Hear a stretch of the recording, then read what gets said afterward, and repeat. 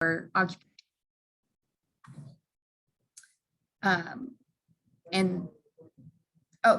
Also, we are recording this meeting just to let you know. So if you can make sure that you have that information in the chat box, that would be great. So our first presenter is going to be Dr. Eunsung, an associate professor in the Department of Biological and Agricultural Engineering and the principal investigator for this research project. So Dr. Khan is going to be discussing what biochar is and what the current research that's being done through Texas A&M AgriLife Research and Extension. Dr. Khan, if you're ready, you can go ahead and begin.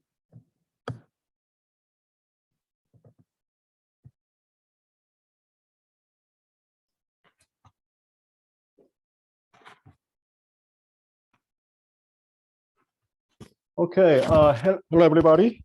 Can you hear me? Jennifer, can you hear me? Just raise your hand. Yes, we can hear you. Okay, thank you.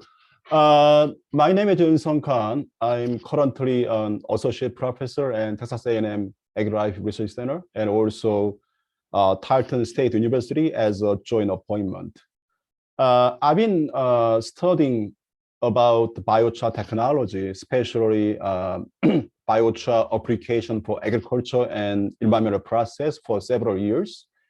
And then I've been conducting several USDA projects related to biotechnology. Today, in this webinar, I'd like to talk about the overview of biochar or biocarbon. And basically, in these sessions, I'd like to talk about how to produce biochar from different waste, and then how to apply this biochar for agriculture application and also environmental process and energy production. And then also, I broadly talk about the benefit of biochar related to dairy industry, especially dairy manure management, and then water quality. Also, following this session, I will show several slides to briefly introduce my current project related to biochar technology. And then I'm sure following my talk, three faculty will talk about more detail about biochar for plant growth, biochar for water quality, and biochar with microbial community in the farm. So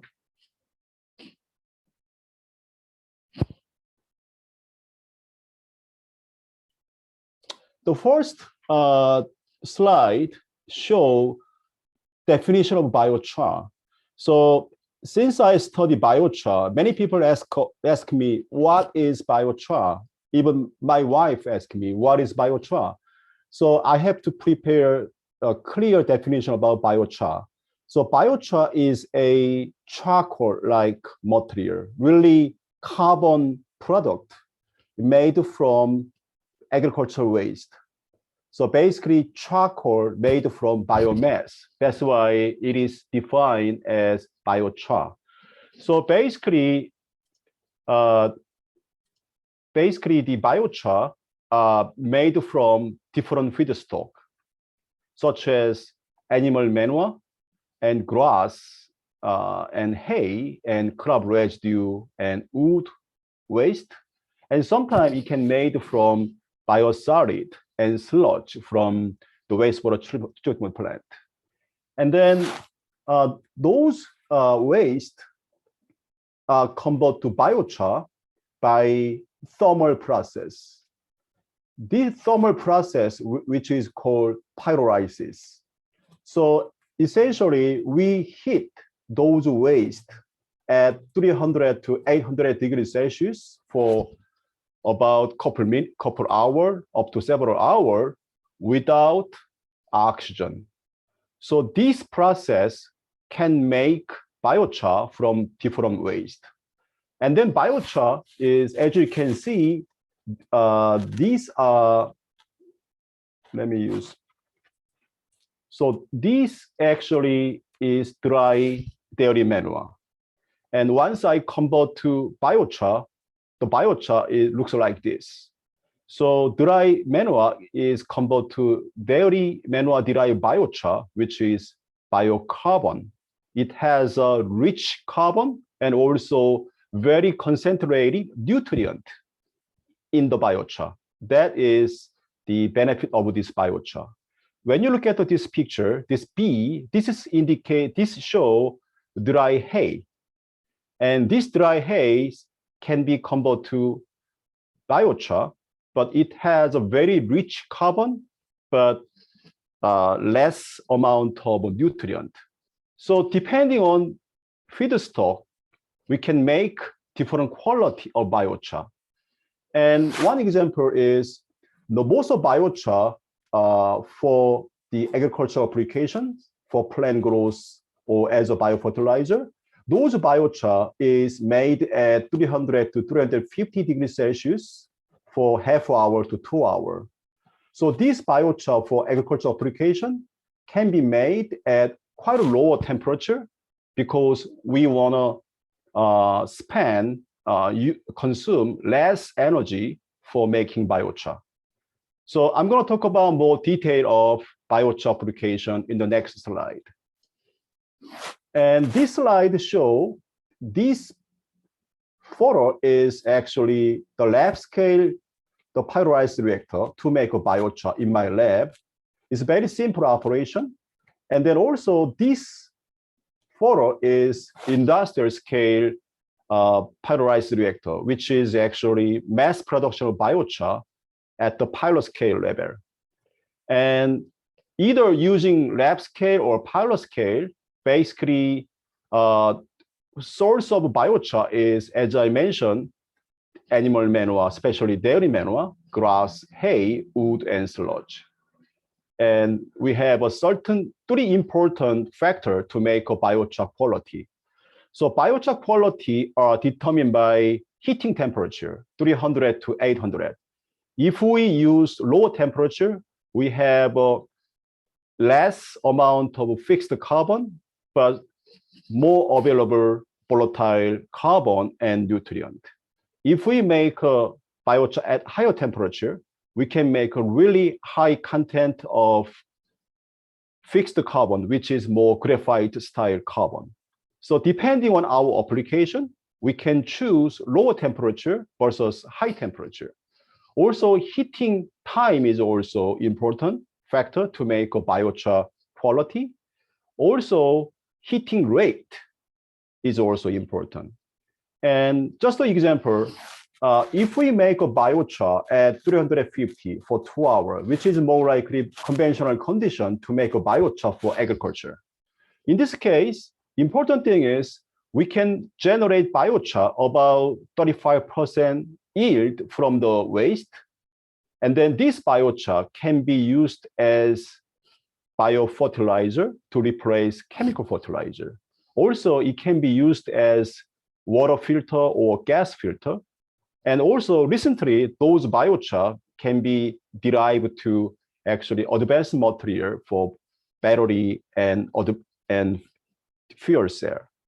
The important thing is this process not only produce biochar, also produce bio oil, which is liquid oil, and also syngas, which is high energy gas. So biogas, about 30% yield from the feedstock. It is very similar to crude oil. We can actually upgrade to diesel. And also syngas, which is carbon monoxide and hydrogen, which is a very high energy gas, we can convert to heat. So essentially, when you make a biochar using pyrolysis, those fuels can be converted to heat to compensate energy for this process so that we can minimize energy consumption using those heat generation.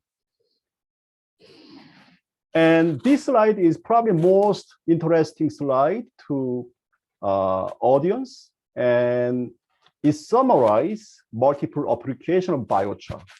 So this photo shows dairy manure biochar made at 350 for 2 hours. On the surface of biochar, has several pores and very fixed carbon. The fixed carbon is similar to actually charcoal, but this porous structure provides high surface area. So to give you a sense of biochar content, for instance, dairy manure biochar made at 350, it has surface area about 330 to 100 square meter per gram. And then it has maybe 40% carbon, but also 1% to 4% of nitrogen, phosphorus, and potassium. That's why dairy manure biochar has a function as a carbon. Also, it has a rich nutrient. It's more concentrated nutrient compared to dairy manure. So when you apply dairy manure as a biofertilizer versus apply manure biochar as a biofertilizer, there should be a big difference. That's because biochar has a very concentrated nutrient, which is slowly released to the plant. So that currently, primary application of biochar is for agriculture. This means this biochar can be used as a slow release biofertilizer. As I mentioned, let's say dairy manure biochar release nutrient slowly to the plant, so that plant uptake effectively those nutrients. This means we don't worry about any nutrient leaching and then contamination from excessive nutrient. Also, biochar can make a retention of nutrient. This means when we apply manure and biochar together, essentially biochar hold nutrient from the dairy manure and then slowly release the plant and soil, which is much better nutrient management. Also, some biochar has a high water holding capacity, which is good for semi-arid areas such as Texas and southern area of the United States. And then also this biochar can make a fertile soil and also very diverse microorganism, which is really good for soil health. And then second application of biochar is for water and wastewater treatment. So not only agriculture, also biochar can used for water treatment. Let's say biochar can remove chemical contaminant from the wastewater, such as antibiotics, pesticide, and even heavy metals. Also, biochar can remove the bacteria, especially bacterial pathogen and virus from water, which is one of emerging application right now. And then also the biochar recover nutrient, especially fertilizer compound from the wastewater, so that we can recycle nutrient using biochar. So I'm going to talk about those applications in the following slide. And then also the biochar can remove the impurity of biogas, such as H2S and CO2. So most of biogas made from dairy manure contain high level of H2S and CO2, which are impurity. So biochar can remove those impurity to make a pure methane, which is renewable natural gas. So in several states, people are interested in making renewable natural gas using dairy manure. And then in this case, biochar could be a good solution to clean up the biogas.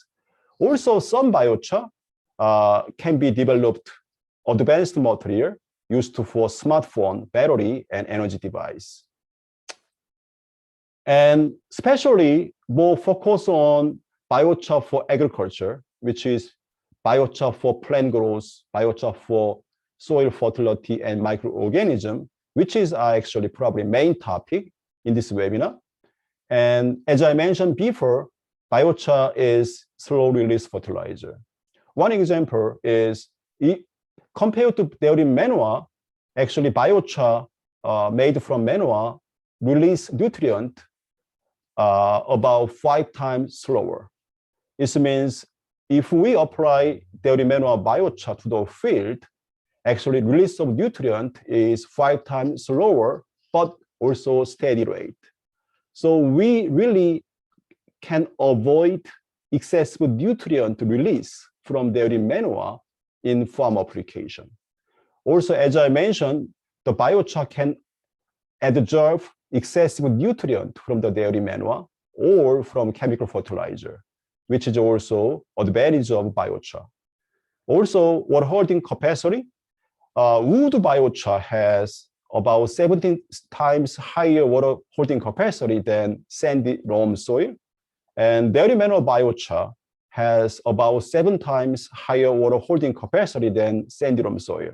So that those biochar has higher water holding capacity, which is good for drought mitigation in this area. Also, most importantly, when we amend biochar to soil and plant, biochar can provide nutrient and water and also organic carbon to the soil and plant. This means actually biochar can enhance plant growth, soil fertility, and then also more diverse, active soil microorganism in the farm. So following this session, more detailed information about the biochar and plant growth response. Actually, Dr. Jim Muir will present for several slides. Also for biochar interaction for water and soil quality, which is kind of important topic. And Dr. Paul DeLaune will also present. And also Dr. Brady will present about biochar for microbial community. So in this talk, probably I will just share some of my research data about biochar application. And one of them is we investigate effect of biochar on plant growth in greenhouse setups. So Dr. Muir and I conduct greenhouse tests to see effect of biochar on plant growth and soil fertility. So in this case, we actually mix 0 to 8% biochar to soil. This means we add, let's say, 8% biochar means we add the biochar about 8% of total soil in the pot. As you can see in the pot, we add 0% to 8% biochar in the pot soil, so that 8% biochar in the pot show very dark soil. That's because of black carbon biochar. And then also we use 2 different biochar. One biochar was saturated, mixed with actually dairy wastewater. Because dairy wastewater contain quite a high nutrient, such as nitrogen and phosphorus and potassium and mineral, so that we try to transfer some of the nutrient from dairy wastewater to biochar, so that this saturated biochar contain higher nutrient than original biochar. Also, we have an unsaturated biochar, which means more likely original biochar without adding any dairy wastewater. So this is very interesting pictures.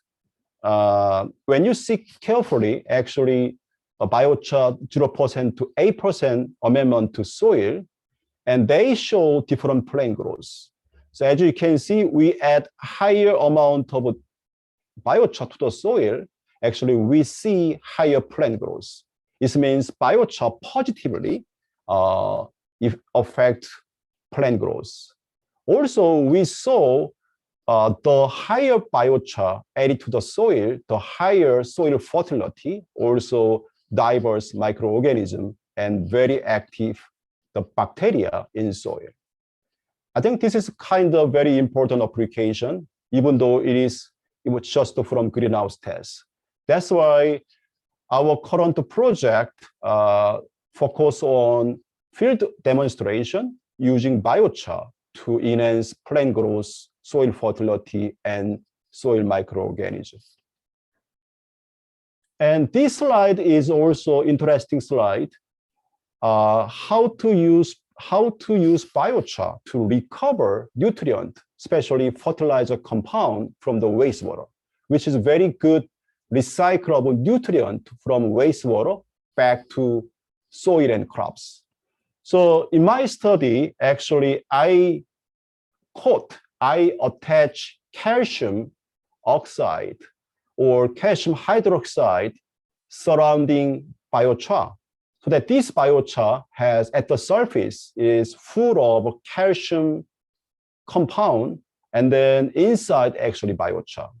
When I apply this biochar to the dairy wastewater, actually quite a high phosphate in dairy wastewater attached on the surface of biochar, so that at the end, I harvest phosphate saturate biochar, which is very good phosphorus-rich biofertilizer.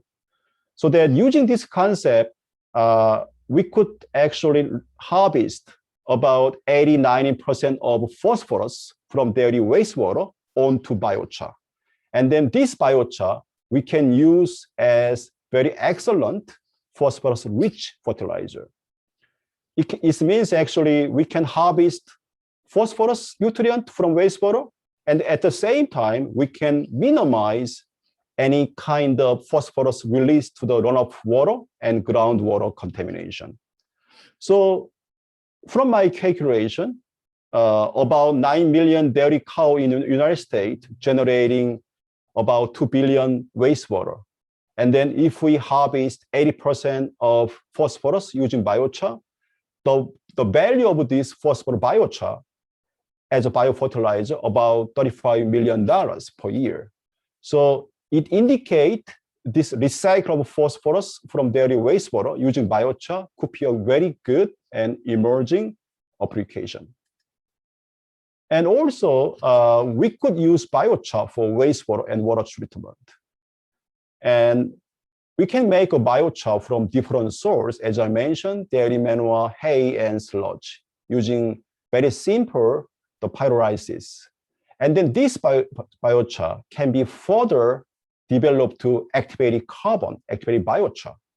So if we apply high temperature, 800 degrees Celsius, and using some chemical, we can make a activated biochar, which has very high surface area. The surface area is about up to 2,000 square meters, which is very similar to commercial activated carbon. So in essence, we can make a almost commercial grade of activated carbon from the waste from the agriculture. And then this activated carbon can be used for water treatment and wastewater treatment. It can be used for removal of antibiotics and organic contaminant from wastewater. And another thing is, I don't see quite the anaerobic digestion process in Texas, but in other states, the anaerobic digestion to make biogas is one of our emerging practice. So as you can see, actually, anaerobic digestion is to degrade waste by bacteria and then to produce biogas and digestate, such as biofertilizer. But the problem is dairy manure is not an easy feedstock to make a biogas by using this process. So that from my study, when I learn actually the digestion process using dairy manure, I also made the biochar from dairy manure and then only add small amount of dairy manure biochar to the digestion process. In this case, this biochar really enhance the bacterial activity in the process, so that as an outcome, I can see the biogas production enhanced by 1.3 to 1.6 times compared to control. And the interesting is adding biochar to this process reduce the process time about 33%. Usually the anaerobic digestion of dairy manure takes about 20 days to 40 days. But with small amount of biochar addition, actually we reduce one third process time, which means we can make a much compact and efficient process. Also, adding biochar to this digestion process, we can make a very stable process over 2 months. And so right now, let me switch to more likely dairy manure management using biochar technology. I think that is quite a relevant topic to several audience in this talk. And main idea is how to use biochar to enhance the manure management at the same time, nutrient and water management at dairy farm. So probably, as you know, the animal manure generate a lot in the United States, and about more than 300 million ton in a year. And only for dairy manure, actually 28 million ton per year. It's a huge amount of solid waste.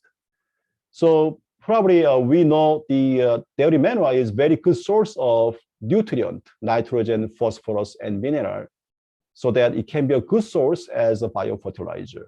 And then also it has a very good energy recovery potential from dairy manure. But on the other hand, if we use excessive dairy manure to the farm, it actually causes a lot of pollution in water and soil and air. So that water quality from dairy farm could be an issue when we apply excessive manure to the farm. So how to correlate or how to apply biochar to minimize those problems? That is one of our most important interest. And right now I'm studying the topic using the Southwest Dairy Center at Tarleton State University in Stephenville. And this dairy center operates 400 dairy cow, and we have actually flushing manure and 2 lagoon system, and also lagoon effluent is irrigated to the near farms.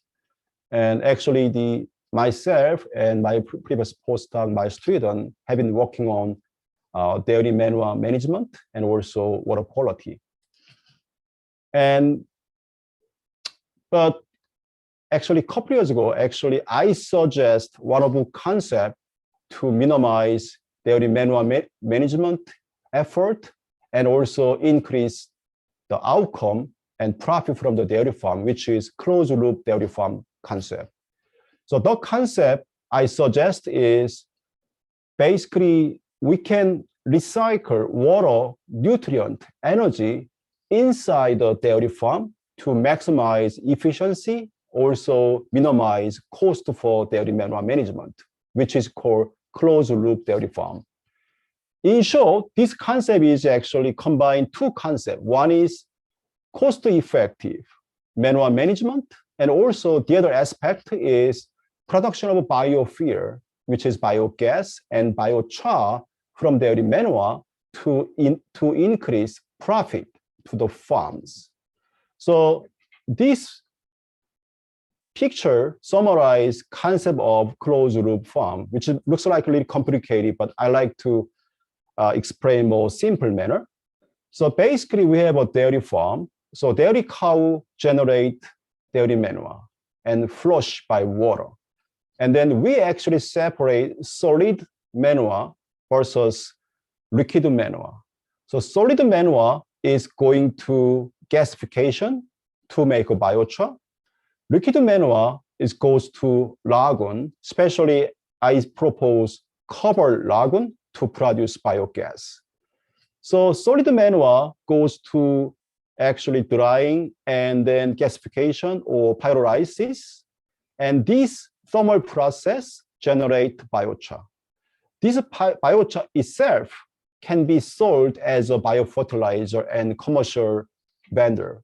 Nowadays, dairy manure biochar is sold as a biofertilizer or as a component of potting mix at Walmart and Home Depot, and even I can find some product from dairy manure biochar from Amazon.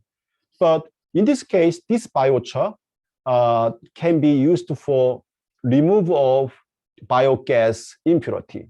So as I mentioned, liquid wastewater goes to lagoon, and then it can generate biogas containing methane, which is our major fuel. Also, it contains CO2 and H2S, both are impurity we have to remove. So that this biochar remove CO2 and H2A from biogas, and then after that, we can make a pure methane, which is renewable natural gas, and then we can sell to the utility. And also this biochar is mixed to dairy wastewater, and then we can recover nutrient of especially nitrogen and phosphorus from the dairy wastewater, and then the phosphorus nitrogen rich biochar can be a valuable biofertilizer. It also can be sold to commercial vendor. And then also those biochar remove chemical contaminant, and especially some level of antibiotics from the dairy effluent, so that we can safely irrigate dairy effluent to our farm. Also, the treated wastewater can be recycled to the dairy farm, either fresh or to process some other things. So using this concept, basically, we can convert manure to biochar, bio-oil syngas as a bioproduct and energy, which is actually quite a benefit to the farm. Also, the biochar used as the nutrient recovery agent. Also, it can be biogas cleaning, and also it can apply to agriculture.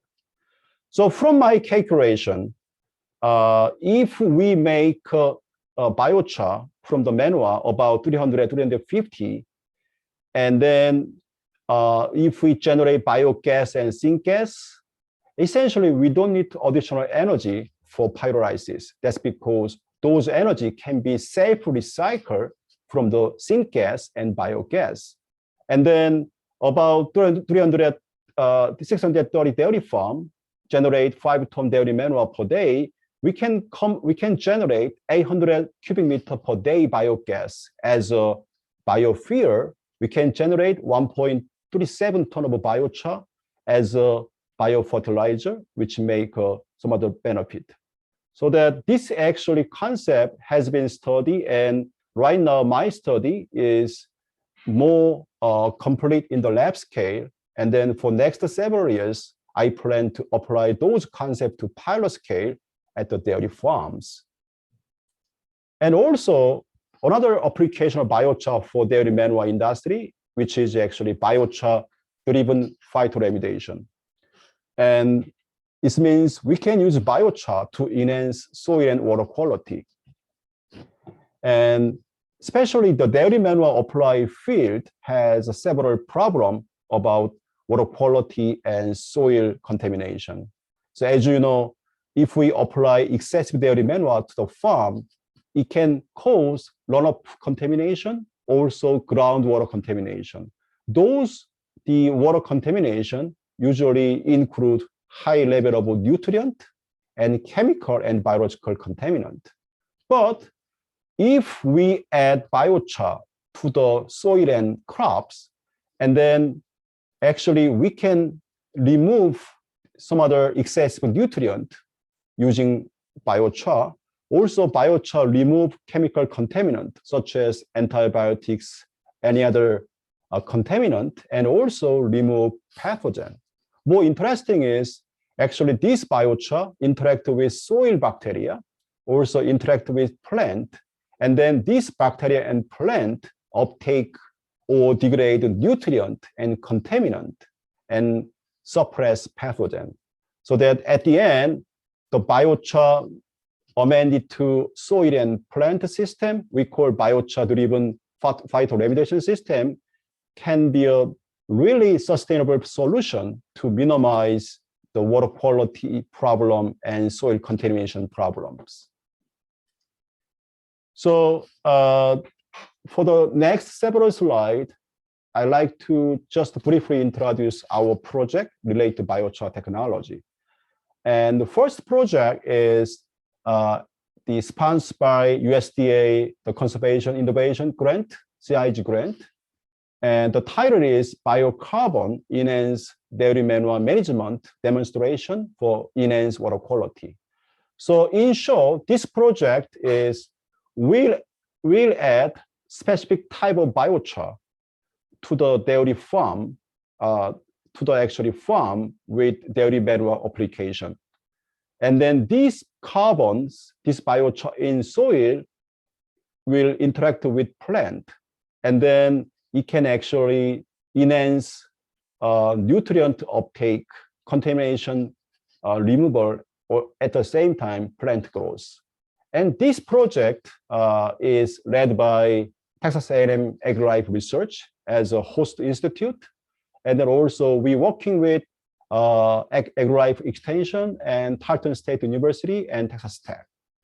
So as I mentioned, major goal of this project is to develop biochar assist phytoremediation system for enhanced water quality, especially containing nutrient in soil and runoff. So our major task in this project is we like to develop specific types of biochar. That is specific matter coating biochar. This biochar remove excessive nutrient in soil and water. At the same time, this biochar still support enhancing plant growth and soil fertility and soil health. So that our goal is we try to achieve the water quality and minimize environmental contamination from dairy manure application. At the same time, we maintain high level of the agricultural productivity. So that currently we are making special types of biochar for this purpose. Also, we are studying interaction of biochar with plant and microorganism so that we can minimize nutrient in soil and water in runoff water. And then the second project we are conducting right now is that research capacity building for enhancing environmental sustainability at dairy farm through biotechnology. So in short, in this project, we'll make a biochar from two waste from dairy farm. One is dairy manure as one of the waste. The other waste is actually rotten and discarded hay. So we are using two waste from dairy farm, and then we convert to biochar, and then biochar will remove contaminant and recover nutrient from the dairy wastewater. At the same time, this biochar can be applied to farm to enhance plant growth and soil fertility. So that's the easily summarized by this photo. So as you can see, we have a dairy farm. It generates the dairy manure, and we separate liquid and solid. And solid wet manure is mixed with actually discarded hay. And then the mixture of manure and hay have a good balance of carbon and nutrient and mineral. And then also wet manure has a high moisture so that it consumes very high energy for drying. But once the wet manure mixed with relatively dry discarded hay, essentially we can reduce overall moisture content. This means we can reduce energy consumption for this process.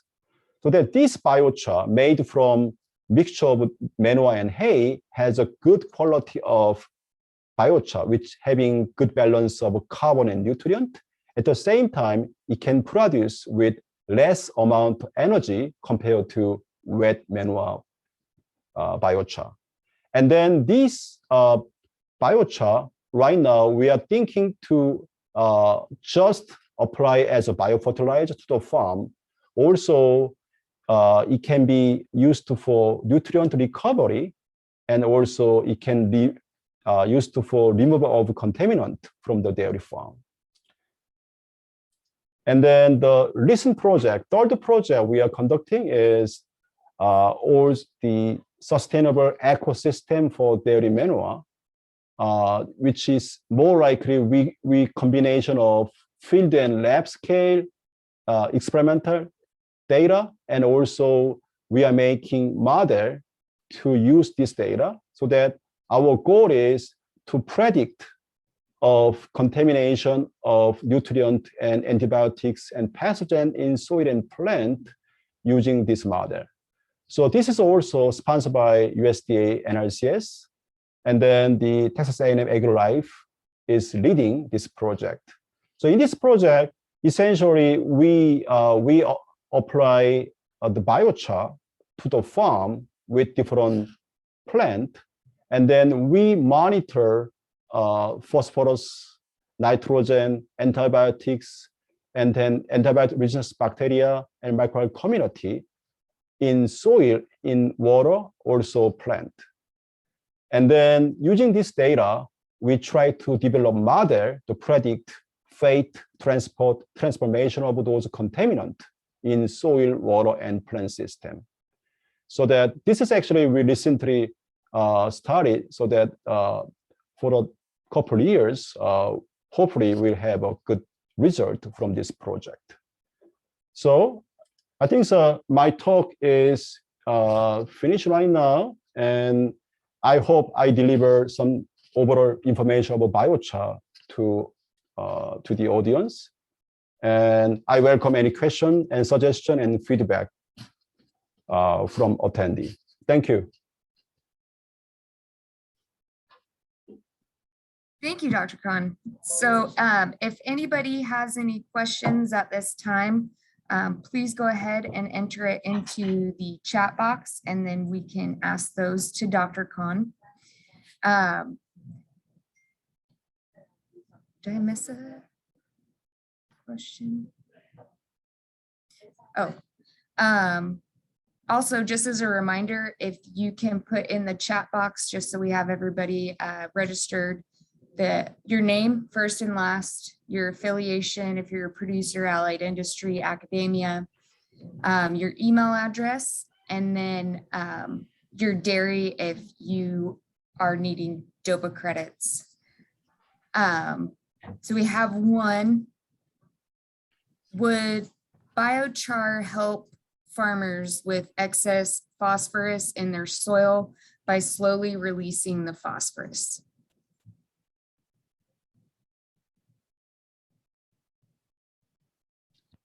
Yes. So can I answer right now? Yes, go ahead. Yeah, so as I mentioned in the slide, dairy manure biochar can release the nutrient and mineral compound at a slower rate compared to dairy manure itself. So actually, it is very good biofertilizer, a slow release fertilizer. That's because once biochar release slowly those nutrients to the soil and plant is more effectively uptake those nutrients, so that we don't really worry about excessive nutrient leaching and contamination into the water and soil. I think that's the quite a sustainable application of biochar as a biofertilizer.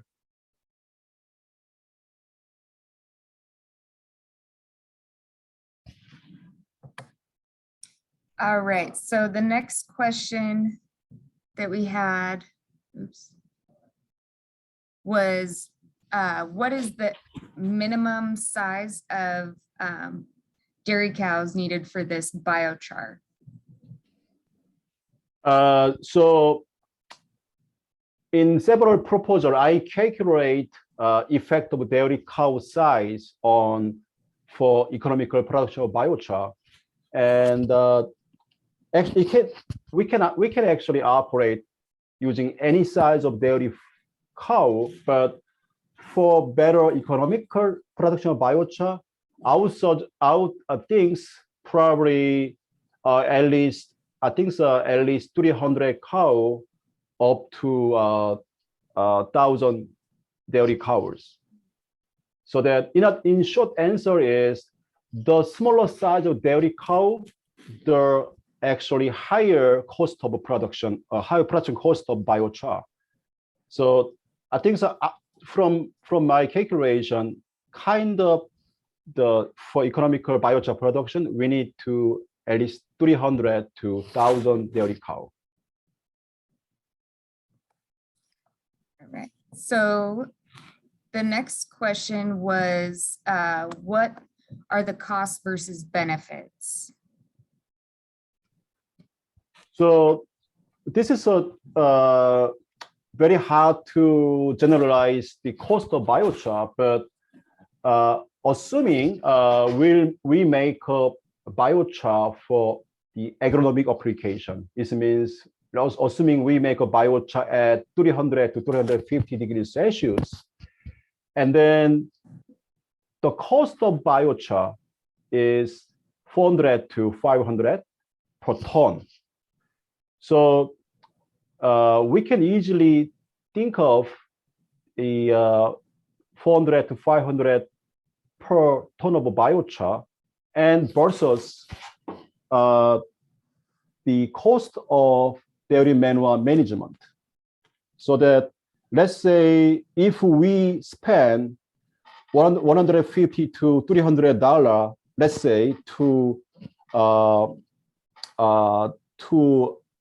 operate 1 ton of dairy manure versus 400 to 500 biochar per ton, that can be a really good comparison for cost and benefit.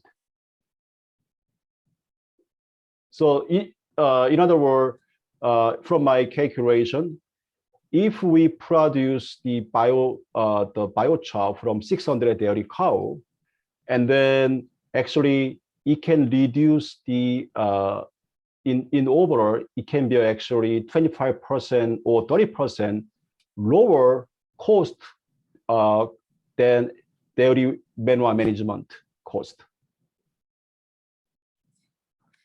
That answers the next question, which is how expensive is biochar?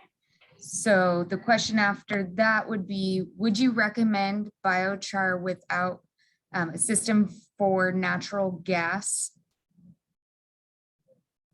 Okay, the first question is the cost of biochar. Yeah. Yeah.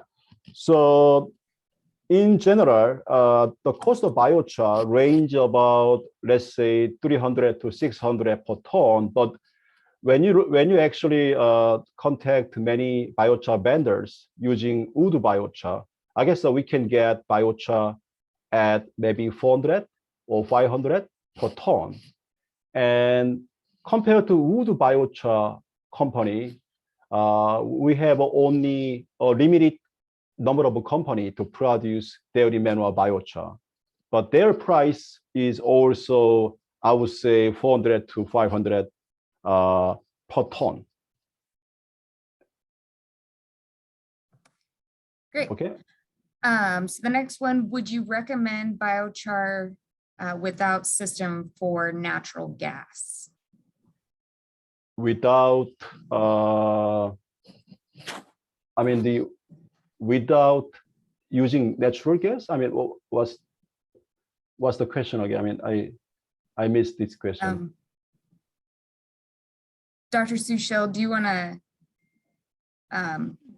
Yeah, so I think the picture on the loop, there was a system for natural gas, like harvesting of methane and stuff. So without a system to harvest methane, do you recommend just using biochar for like agriculture application? How useful is it without that system? I know it's like more profitable if you can harvest methane and other gases, but without that system in place, how beneficial is it just using biochar? Yeah, so essentially, let's say if we focus on only biochar production using pyrolysis, and then in this case, we can actually make a biochar from the wet manure, and then still we can generate syngas, and which is high energy gas, and also generate some amount of bio oil. So still we can recycle syngas as a heat to the biochar production. So assuming we use certain energy for biochar production during the thermal process, actually the syngas can be recycled as a heat so that we can actually reduce energy consumption for pyrolysis.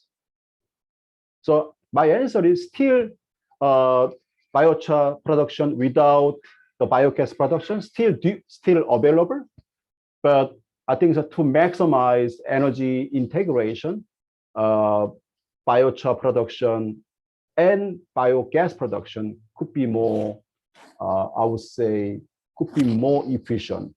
But I know in Texas we don't have really the anaerobic digestion to make a biogas from the dairy manure, so that probably we better focus on the pyrolysis of dairy manure and then recycle heat from the syngas, and then the harvest biochar is used for several applications.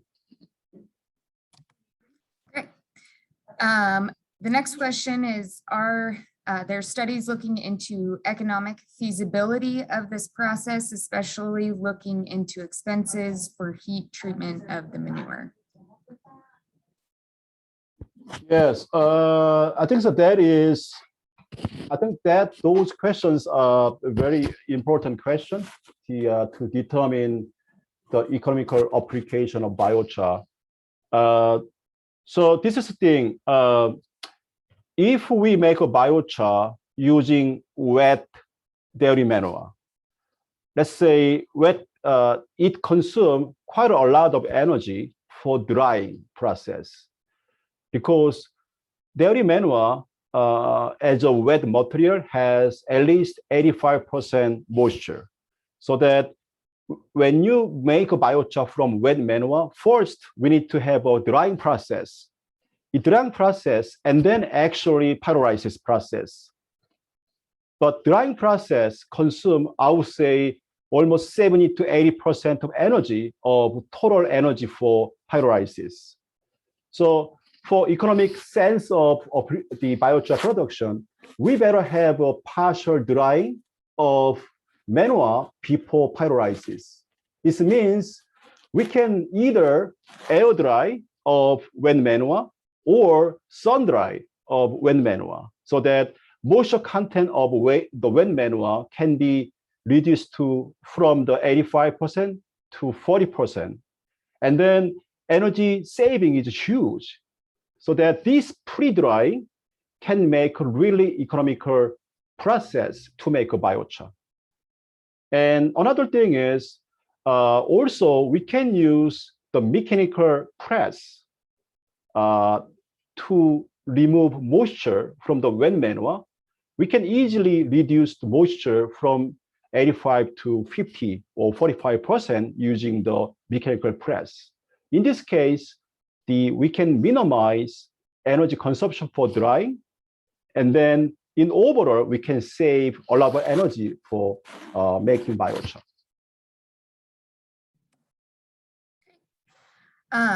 Okay, so the next question, is there anything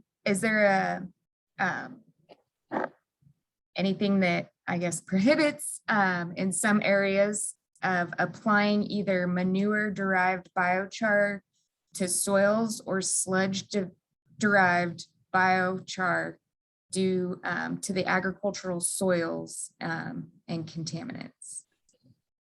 Yeah, so I think that question is more fit to actually Dr. Jim Muir and also other plant scientists.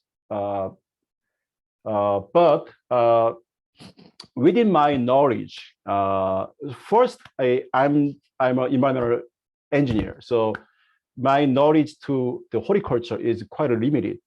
But within my knowledge, currently wood-based biochar is accepted for organic farming as a biofertilizer. But compared to wood-derived biochar, actually manure-derived biochar is not easily accepted as for organic farming. I think that's need certain more certification process for people to use manure biochar as a bio fertilizer, especially for organic farming.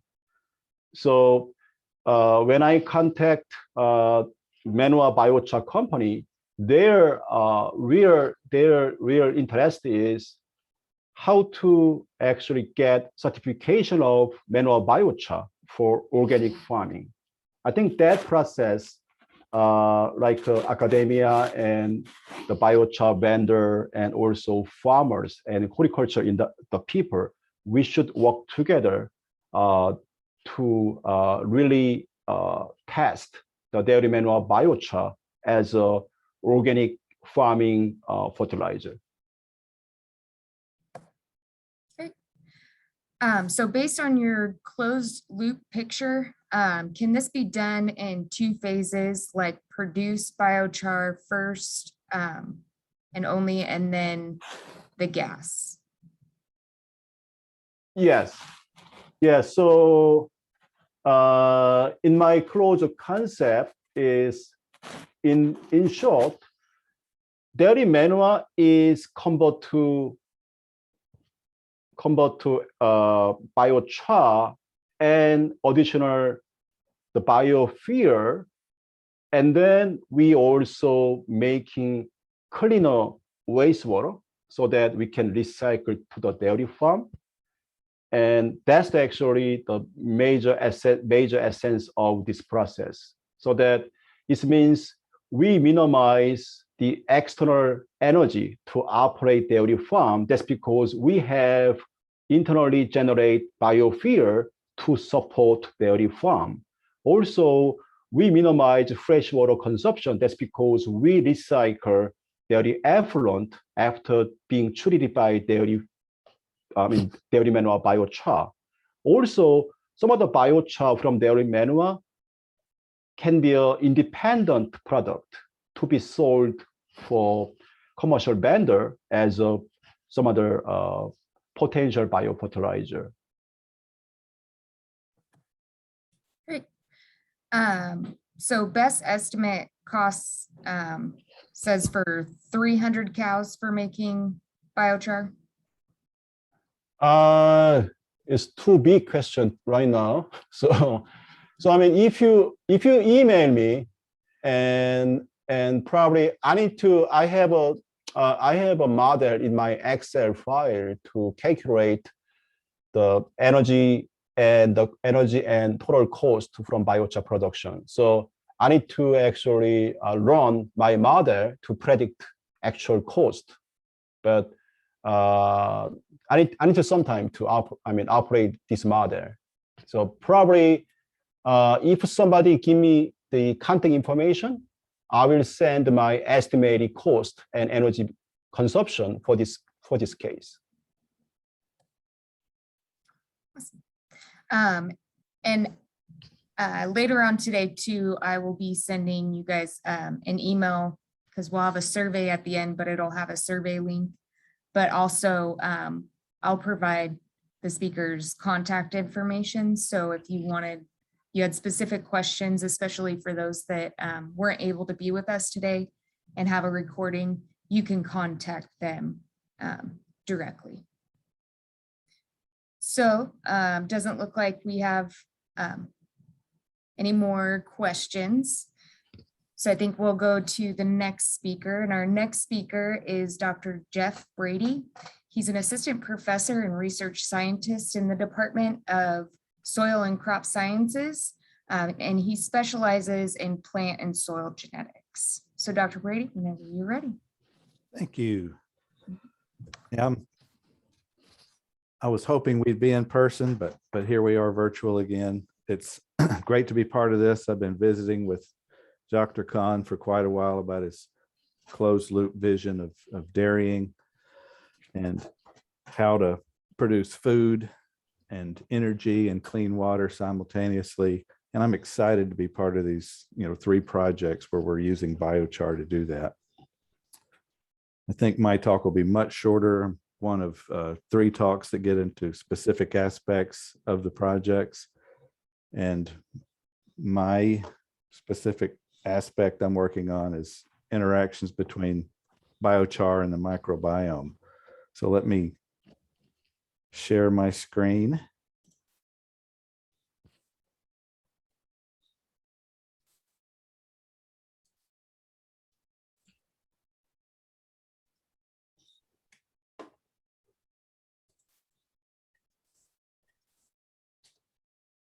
Okay, is everyone seeing my screen? Anyone seeing my screen?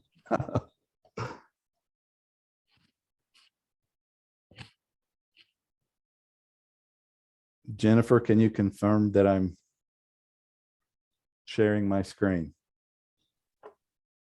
Or can anyone else? You're sharing it. Okay, thank you. So my part of this project is looking at biocarbon and the dairy microbes. I am Jeff Brady again. I'm assistant professor in Department of Soil and Crop Sciences. I am stationed in the Stephenville Center along with Dr. Kahn and several other co-PIs and PIs with this and other projects that are closely related. And my research focus is on dairy biocarbon projects, has to do with the impacts of biocarbon application on soil, plant, and water microbiomes. Let me start my laser pointer. When I look at a dairy cow, I don't really see an individual organism anymore. I look at a dairy cow and I see a ecosystem, really. So that cow, I don't know if I'm sure everybody looks at a cow and sees something different. A dairyman might see physiological traits or potential problems. But when I look at a dairy cow, I'm seeing a community of things. It's not just one organism. It is many, many organisms. It is an ecosystem. And that individual cow has 20,000 genes or so. And dairymen are working very hard to keep track of certain of those 20,000 genes that are impactful to production. And in addition to those 20,000 genes that the animal has inside and on all over the surface of that cow are microorganisms. And in addition to its own 20,000 genes in its genome, there's like 1,000 times as many potential genes in its microbiome and hundreds to thousands of microorganisms. And we're kind of nailing down the genetics of eukaryotic organisms now. And we've begun an era of microbiome studies where we're beginning to nail down the metagenome, which is all of the genomes contained in an organism, including the microbial genomes. We're just beginning to use and manipulate those metagenomes in an impactful way. We're at the very beginnings of that. And in this project, I'll be looking at how biochar or biocarbon application impacts soil, plant, and water microbiomes. In addition, I'll be looking at mitigation of pathogenic microbe quantity, persistence, and movement into soil, plants, and water bodies. And for this project, we've selected a kind of the poster child of dairy pathogens. It's E. coli 0157 strains. It's a common commensal microbe in dairy cows, but several times a year, it causes problems when it gets on leafy green vegetables and causes an E. coli outbreak. This is the one that you read about most often.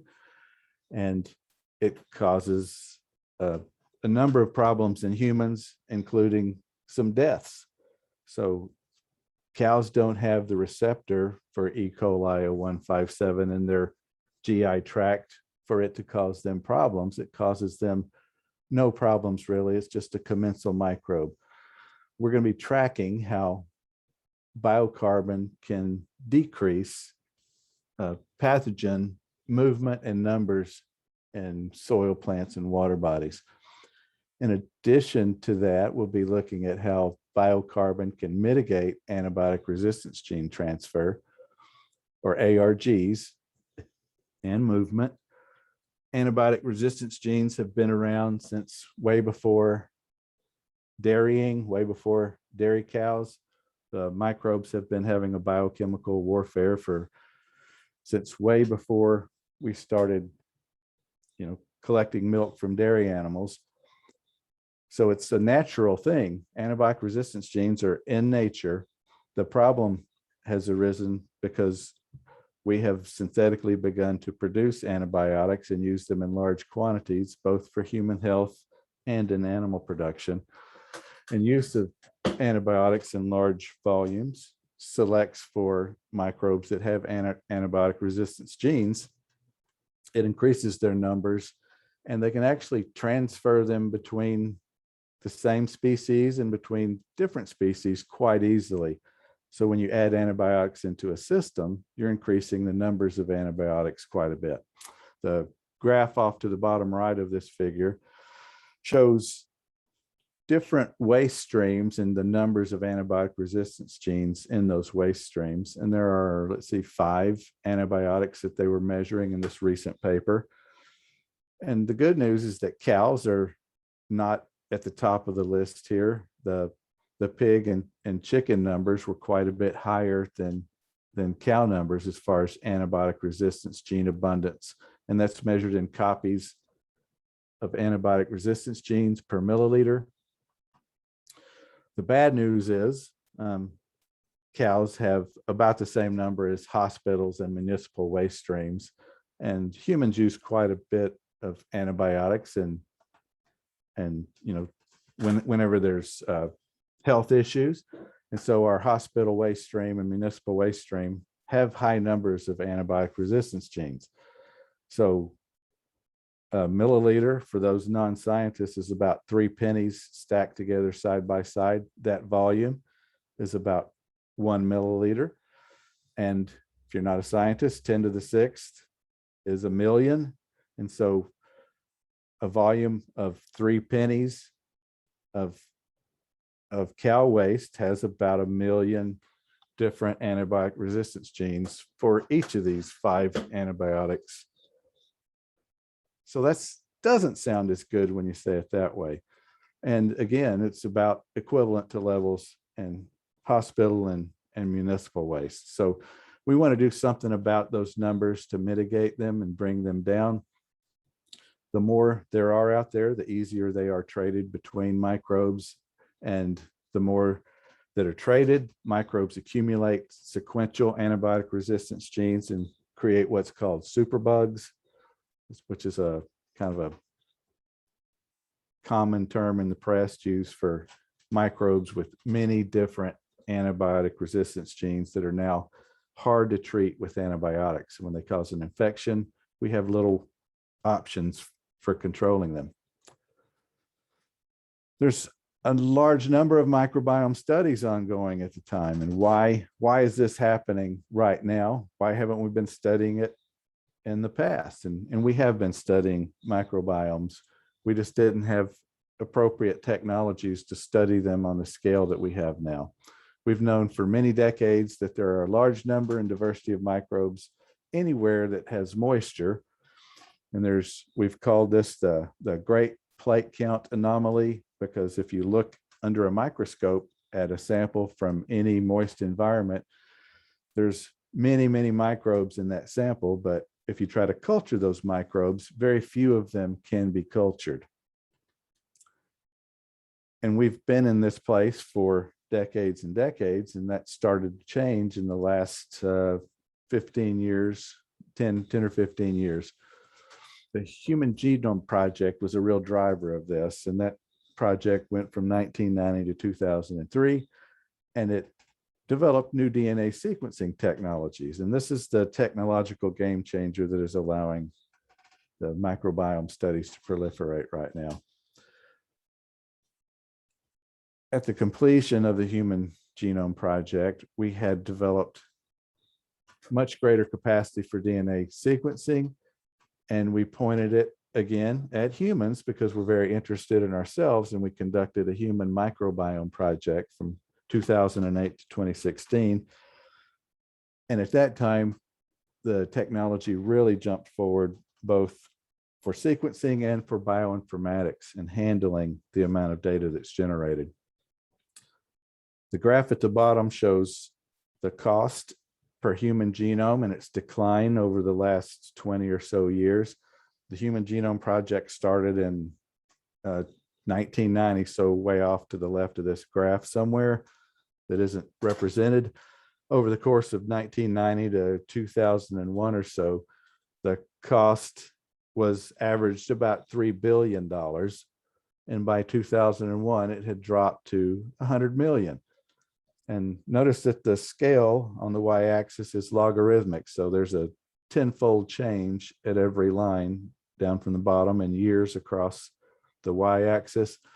And it's been following Moore's law for a number of years. And Moore's law is the one that states that the number of transistors on a microchip doubles every 2 years, while the cost is halved. And we're all familiar with how fast computer technology is changing. My phone that I carry around in my pocket is more powerful than the computers on my desktop a few years ago. So Moore's law is showing the rapid progress in computing technology, and DNA sequencing technology has outpaced Moore's law quite a bit. Beginning in about 2008, a type of DNA sequencing was developed called, it's several different technologies really, and they're all referred to as next generation DNA sequencing. And this was right at about the beginning of the Human Microbiome Project. And we were able to sequence vastly greater amounts of DNA for much less cost than ever before. To put this in perspective, in 1990, it would have been probably, north of $3 billion to sequence the human genome. And today we're down around $1,000. In 1990, it took many thousands of scientists to do the work over the course of more than a decade. And now, an individual, I could sequence a human genome. I've done it before. It only took 2 days. So instead of 15 years and $3 billion, we're at 2 days and $1,000. Huge difference. And this is why, now that we've sequenced the human genome, we continue to do that, but we've pointed it in different directions. We pointed this technology at agriculture, and we're making great strides in understanding what's going on in the microbiome because of it. The sequencers that you use cost as much as the entire budget of this project that we're discussing today. So I don't have a DNA sequencer in my lab, but research universities invest many millions of dollars in purchasing the sequencers that their faculty can use. And the Texas A&M University has a genomics and bioinformatics service and several other sequencing labs as well, where faculty can use this technology, and it's also open to public use as well. Several different technologies have been developed. One of the cool ones is not a gigantic instrument, but it's actually a USB device that you can plug into a laptop. And this picture in the bottom center is showing a micropipetter loading a sample onto one of these sequencers that's hooked up to a laptop, and it'll sequence a genome by just squirting it into that fairly inexpensive sequencing device. And it pulls individual strands of DNA, single-stranded, through a nanopore, and it measures changes in electrical conductivity as that single strand of DNA passes through the nanopore, and it measures each base as it passes through the pore. I think this is just really cool and revolutionary technology. It is not the most accurate sequencing technology that's been developed, and so it is a small portion of the sequencing market.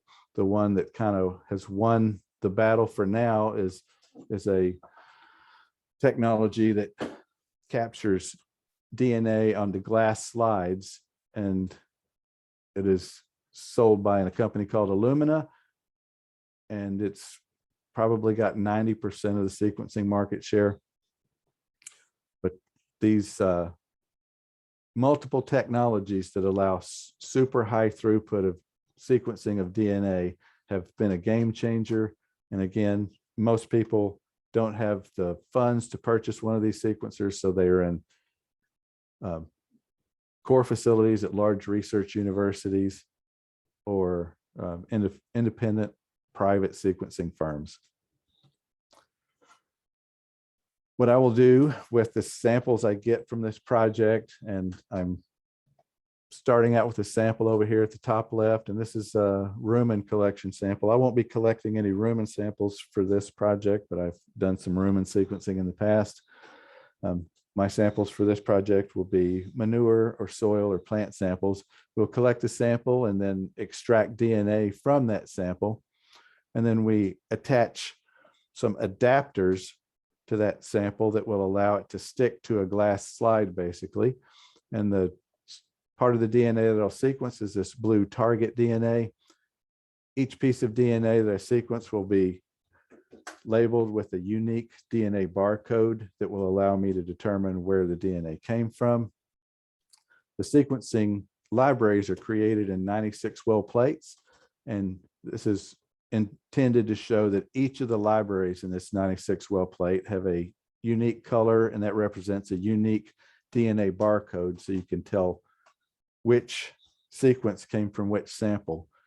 And those barcodes are important because you end up pooling everything from that plate into a single microtube in order to do the sequencing. So you take all the sequencing libraries and combine them together. You run them through a DNA sequencer. And after you produce the sequence, I go back and use that unique DNA barcode that goes with each sample to determine which sample it came from. We demultiplex, assemble, and align all the sequences. And we're talking, the small sequencers produce about 30 million DNA sequences, and large ones produce multiple billions of DNA sequences. Then the hard part begins. You take all that data, and this is the era of big data. The data files produced by a sequencing run are huge. We conduct some bioinformatic analysis, microbial community analysis, and determine whether or not a given sample clusters differently from one another. And we do a bunch of ecological measurements if we're measuring the entire community. Expected results, profile of changes to overall microbial community. And here's a study I've done in the past where there were some community shifts between control and one treatment, but not the other. So this was actually some tannins isolated from Cabracho and Sericea plants on a rumen microbiome, and the impacts that those treatments had as feed additives for, this was a bovine rumen study. So there were changes, and this is showing bacterial phyla and the different proportions in each sample. And I have an asterisk beside ones that were significantly changed between the control and the Sericea. We expect to have decreased number and decreased environmental persistence of pathogenic microbes and of bovine fecal microbes when biocarbon is added to manure. And I'll measure that with another DNA test that is a quantitative polymerase chain reaction where you amplify, and if the amplification is delayed, it indicates there are less copies of a DNA target. And I'll use both sequencing and qPCR to determine if we can decrease number of antibiotic resistance genes and transfer of antibiotic resistance genes within biocarbon of addition to dairy manure and soil sediment or soil amendments. So I'll also do sequencing with antibiotic resistance genes. You can sequence hundreds and hundreds of them at one time with a sequencer. And so I'm going to do a 30,000 foot view of antibiotic resistance and samples that have been treated with biocarbon to determine if overall antibiotic resistance gene numbers are going down. And then we'll probably come back and do some targeted individual assays of single antibiotic resistance genes as well. One of the big things that biochar does is has been shown to increase microbial diversity in soil and plants with biocarbon addition to dairy manure soil amendments. So the more microbial diversity, the more microbial function and the more gene function a soil or a plant or even a manure has. And so a healthy soil typically has high microbial diversity, and it has robust and diverse function of its microbial community. And biochar has been shown to increase microbial diversity. It also impacts microbial interactions. Microbes talk to one another with chemical signals. The biochar impacts that signaling between microbes, either directly through the biochemical signals they're sending to one another, or through direct electron transfer through biochar. Biochar serves as a substrate for microbes to grow on, and microbes help and aid in the release of the nitrogen and phosphorus bound to biocarbon in the soil. So there's this interaction between biocarbon and microbes, which also benefits the plant. And then the plant itself, which Dr. Muir will talk about in a bit, is phytoremediating the soil. If there's excess phosphorus, as you sometimes have in dairy manure applications, that the plant is bioremediating that soil. It also bioremediates other plant contaminants or soil contaminants. And often the plant is working in cooperation with one or many microbes. Microbes exist in plants as well, just as they do in bovine GI tracts. And so each plant has its own microbiome, and it's interacting with its microbiome to absorb nutrients and to detoxify contaminants in the environment. So we expect to document all these things. I've just now received samples and we're beginning to analyze them. That's all I'm going to discuss for my part of it. I've listed some of the collaborators just for the CIG project of the three that we're talking about. So the collaborators for all three projects is a longer list than this, and I should have included everyone in all three projects, but this slide's only representing the CIG collaborators. With that, I believe I'm finished, and I'll be happy to entertain any questions that you have. Awesome. Thank you, Dr. Brady. So real quick too, if you have not already wrote your first and last name, your affiliation, if you're a producer, allied industry, and your email in the chat box, please do so. And if you are here for DOPA credits, make sure that you write down your dairy name.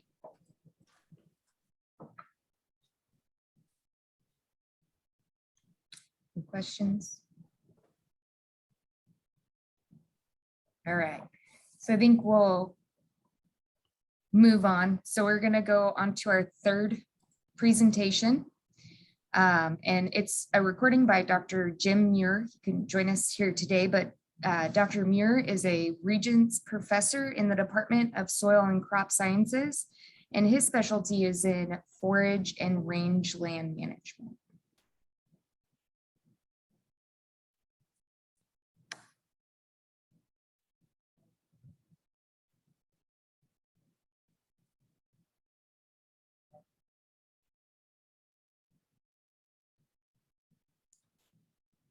Let us Good morning. know. My name is Dr. Jim Muir. I'm a grassland ecologist at Texas A&M AgriLife Research, and part-time as well at Tarleton State University. Those of you who don't know what a grassland ecologist is, I basically, even though I have a background in plant science, I look at the entire ecosystem, the plant, the animal, the soil, everything coming together, the air, the water. I just look at the entire ecosystem. So that's what I am, a grassland ecologist.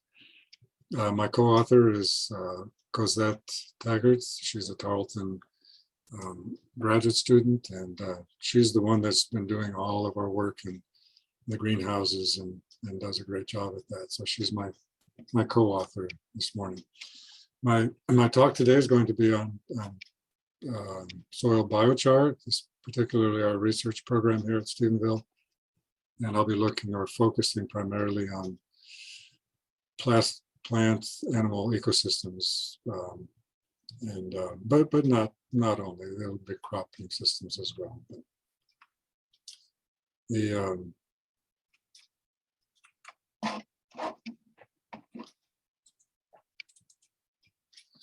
so what is biochar? I think Dr. Khan earlier talked about biochar, and so you'll have a fairly good idea from him. But in my talk, I interchangeably use bio or organic carbon as biochar. So biochar is a subcategory of organic carbon in the soil in particular. And it's produced by burning organic material at very low levels, in presence of very low levels of oxygen, and generally high temperatures. And those temperatures can vary, and I'm sure Dr. Khan explained earlier that depending on the temperature, you can produce different biochars with different reactivities. And this biochar is very, very stable in the soil compared to other forms of organic carbon. And it's distinguishable from inorganic carbon. For example, lime has carbon in it, calcium carbonate, but we're not interested in that. We're just talking about organic carbon, which means carbon that came from plants. And this, as I said, the biochar is very stable in the soil compared to other forms. So it's there for a long time, and it affects what's going on in the soil and the plant for a very long time. Humus is quite often, if you're a soil scientist, you've heard of humus. Humus is that component, in my understanding, for where biochar would fit in. It's a very stable form of organic carbon in the soil.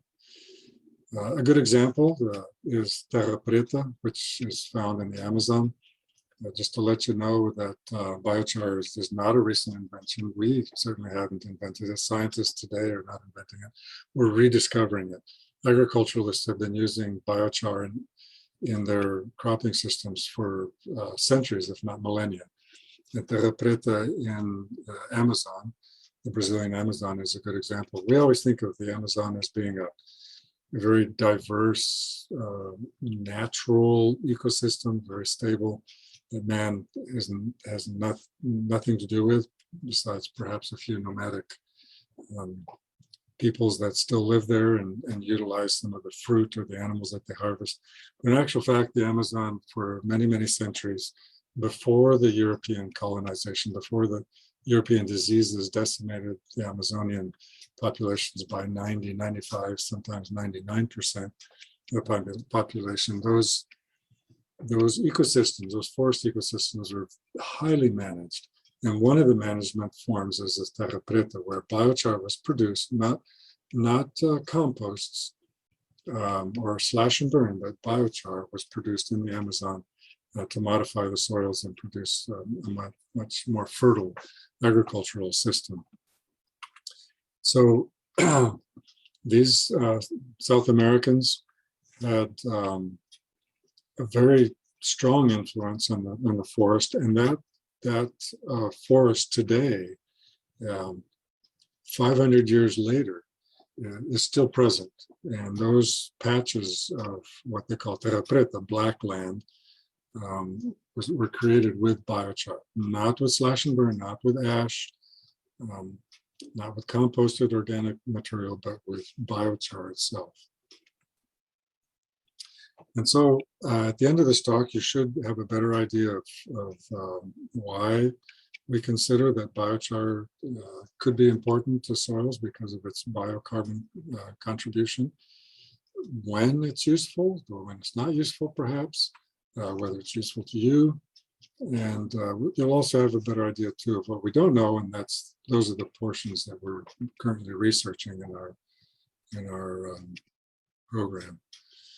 So full disclosure, a lot of the images that I used in this talk were taken offline, from offline, and I do not credit the place it came from. I figure if it's open access and online, anyone can use it, and if it helps us communicate today, that's really all that matters. So just to let you know, a lot of the images are mine, but not all of them. This image, for example, on the right is a good one of mine, a good example of mine. It's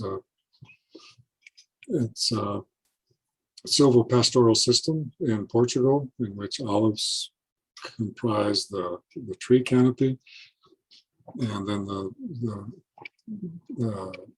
herbaceous layer are pastures, and sometimes they switch those over to, they rotate those into wheat production. The sheep you see there are milk sheep that they use for fabricating cheese in Portugal. A very good example of a sustainable agricultural intensification. And so what we're going to be talking is about possibly including inserting biochar into those.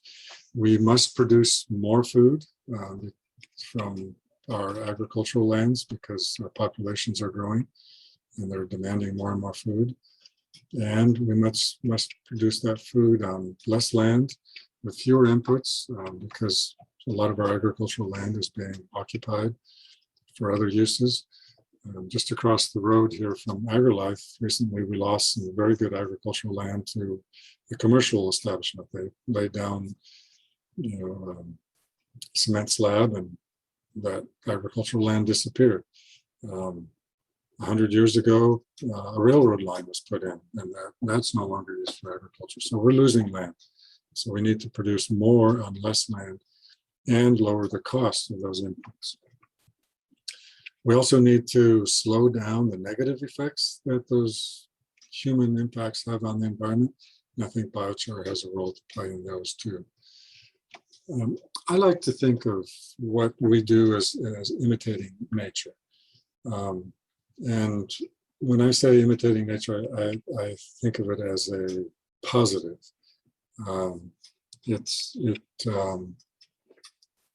Nature has a lot to teach us, and in the case of biochar, I think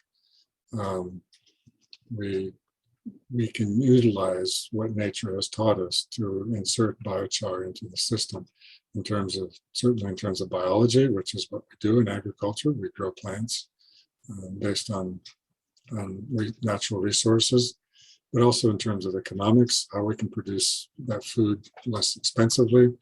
And culturally, by this I mean, novel approaches. Just because our grandfather didn't teach our father, didn't teach us how to use biochar, doesn't mean that we can't learn from nature to use biochar more effectively. And so that's what we're looking at. I work primarily on grasslands west of the I-35 corridor in Texas.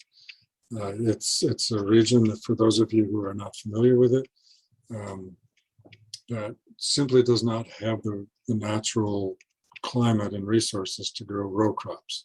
Rainfall's too low, the soil's too infertile, winters are too cold, summers are too dry, the weather is too unpredictable. The polar vortex this past year is a good example of that. Irrigation is almost non-existent.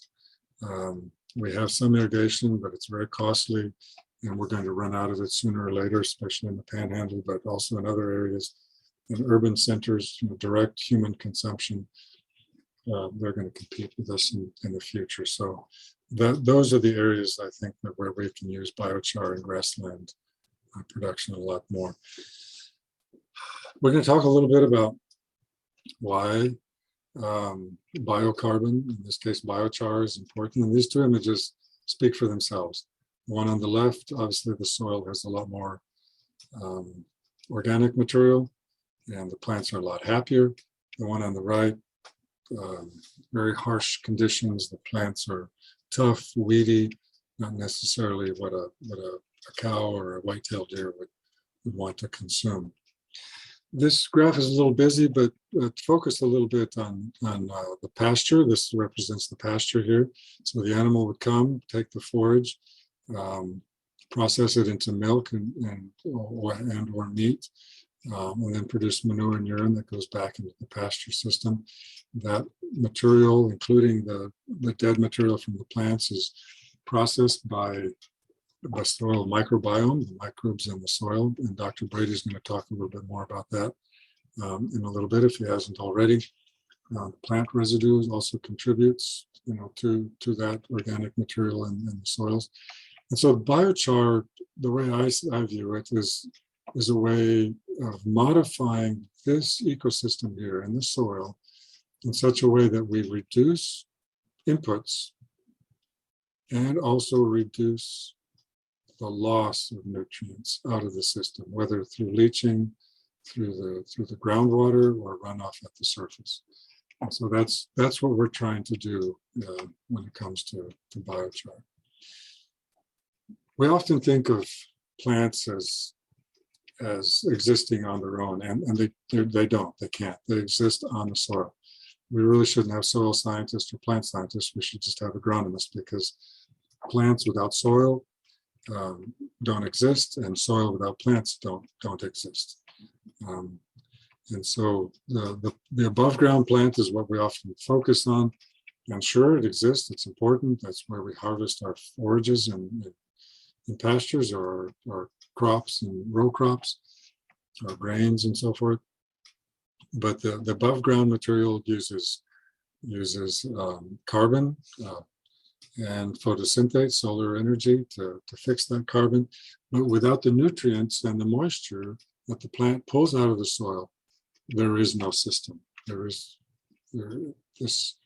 soil is far more than just a place to anchor plants, and that's important to remember that. Keep that in mind as we go through and talk about biochar.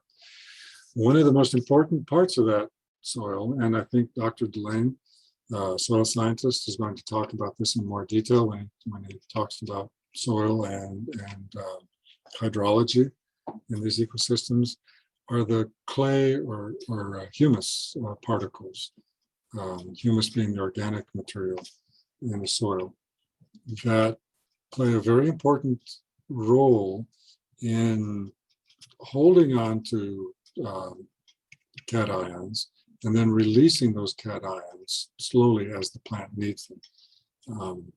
And so the plant cannot necessarily take very easily these nutrients off of these particles.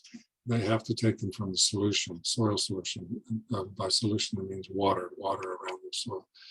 And so that's where biochar is so important, because it can add to this very, very important part of the soil. Just real quick, for those of you who own land or manage land, whether it's as environmental scientists or agriculturalists, this is a sort of a depiction of what soil is comprised of in terms of texture: clay, silt, clay being the very fine particles, silt being the medium particles, sand being the coarse particles. If your sand or if your soil falls primarily in this corner, this triangle, then biochar is a lot more likely to be important to you as a soil amendment than if you're in the silt or even in the clay portion. If you have silty soils, you usually have very rich soils, very capable of holding nutrients and so forth. And so just to let you know where you fall. So what is the role that biochar, that this biocarbon can play in crops? And we'll look at both positive and negative. And in our opinion, the positives outweigh the negatives, but we're not going to try to hide the negatives. We'll definitely look at those. By increasing the amount of soil organic material, biochar will increase cation exchange capacity. And that's what we were looking at when we were looking at that humus or clay particle, the capacity of the soil to hold on to nutrients until they're slowly released for the plant to use. So that CEC is extremely important in holding, for example, fertilizer. that you apply. If you apply fertilizer to a sandy soil and it rains very hard, all of that, or almost all of those nutrients are washed away before the plants can grab a hold of them and use them. Whereas if the soil has a high silt content, then it's that fertilizer is much more likely to be held and later used by the plant. So cation exchange capacity is important. Exactly the same thing with water holding capacity. This organic material will hold more water as well. It can increase fertility if it comes with its own nutrients. That's what Dr. Khan is working on, enriching biochar surface, and so that it comes with, if you saturate it in manure effluent, for example, it comes with some nutrients from that manure.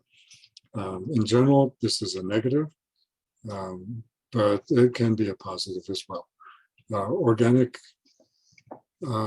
carbon sequestration in soils has been pointed out as a possible mitigation for excess carbon in the atmosphere. And so the organic material in biochar, because it's stable, can increase soil carbon sequestration, which is a good thing from an environmental point of view.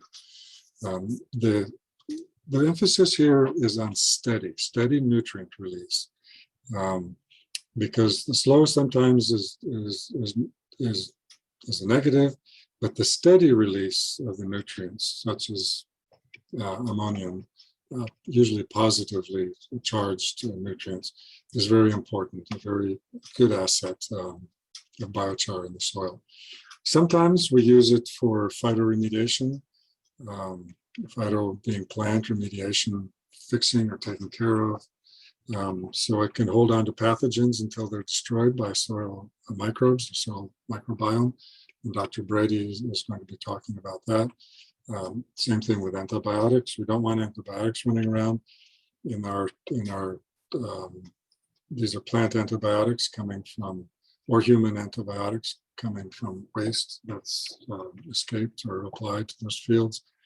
And so biochar can hold on to those until they break down or are broken down by the soil microbes. Toxins is the same way. Sometimes they can also help with holding nutrients that exist in excess. Phosphorus, for example, in dairy manure, effluent or manure, can be an issue, a pollutant in surface runoff. And so biochar can sometimes hold on to those a little long. Not everything is positive. There are some negatives to applying biochar to soils. Sometimes nutrients that plants need are captured by the biochar and are unavailable to the plants, so the plants suffer from lack of those nutrients. So that does occur when there's too much biochar and not enough nutrients. Micronutrients that they're small in quantity but very important for plants is an area where a special concern for this. For agriculture in particular, it is expensive to purchase, transport, and apply this biochar in agriculture. So it's not all positive in that regard. And so the question we have, and we're trying to answer in our research efforts here at Stephenville, for you, whether you work in agriculture or in environmental science or policy making, is whether biochar has a use for you in the future. And we'll talk about not just agriculture, but also environmental applications of biochar. We'll talk a little bit about our research as well, and that's where what don't we know that we should know or need to know about biochar comes in to play here. So in agriculture, the first question I would ask if I were you is it worth it? Is it worthwhile to apply biochar? Well, what it costs me be less than what it benefits me in terms of production. And the other question I would ask is how far into the future are you looking? I mean, if you are on the financial brink and you need to harvest as much this year as you can with the fewest costs, then biochar may not be for you. But if you're looking into the future, into your grandkids, what they will inherit from you in the soil and in the land that you're managing, then biochar could definitely play a role much farther down the road. If you're in environmental science, looking at the benefits of biochar, phytoremediation, which is what we talked about a while ago, phyto again being the plant remediation, so being self-explanatory, nutrients, antibiotics, pathogens, toxins, and so forth can be held by that biochar. So definitely useful if you're dealing with a landfill, for example, that's seeping some heavy metals like cadmium that need to be held. Biochar can definitely increase that benefit. And you might say, okay, in some cases like cadmium, you're not neutralizing, or you're temporarily neutralizing the cadmium, but if sooner or later it's going to be released into the environment. So the benefits will be short term. Long term, if you're dealing with antibiotics or pathogens, because they're held on to the particles until the soil microbiome, the microbes in the soil, can break those down, then the long-term benefits as well as the short-term benefits will come into play. So definitely a different perspective there. If we look at the costs benefit ratio of biochar in the environment, certainly manufacturing has its environmental costs. We use heat, we emit gases and so forth, so there is a cost there. I'm not trying to deny that exists. Transport will cost the environment, and application, especially incorporation or not, will affect it as well. For example, if we apply biochar to the surface of the soil and then till it to incorporate it, we're exposing the tilled soil to erosion and a loss of organic material there. And so there are cost benefit balances that we need to be aware of. With research, what we're trying to answer are your questions about whether it's worthwhile to work with biochar in the future. And one of the questions, believe it or not, that has not been answered completely is whether biochar is actually useful. We've looked at some of the positives, some of the negatives. Very little research has been done on looking at biochar in grassland ecosystems, whether we're talking about conservation systems or production systems like pastures or rangeland. Where is biochar useful? Should we be using it in those ecosystems or not? Most of the research that's been done to date has been in row crops. And so what we're focusing on is primarily animal production systems, perennial pastures and rangeland areas. The other question is, what is the return? We're looking at this in terms of biology as well as economics, and it's interesting to try to look at it in the short term.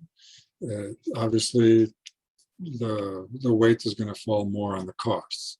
In the long term, I think biochar will end up, our hypothesis is that it will end up paying for itself in the long term. If you have the money, the effort, the time to invest upfront, but are willing to wait for results into the future, how long does that take? How much of a benefit do you get and so forth? This is what we're trying to quantify. We call it modeling, and that's what some of our team members are doing. But you call it a business or taking care of your land. So we're also looking at what types of biochar we should be using. Dr. Khan, I'm sure, talked about the biochar that is made from wood or excess hay, hay that's spoiled and can't be fed to animals anymore. We can convert that into biochar, and that is a much purer form. It has a lot higher concentration of carbon versus one that's made from manure that has a lot of sand in it, a lot of silica. And so that has a lot less carbon in it and a lot less effect on the soil.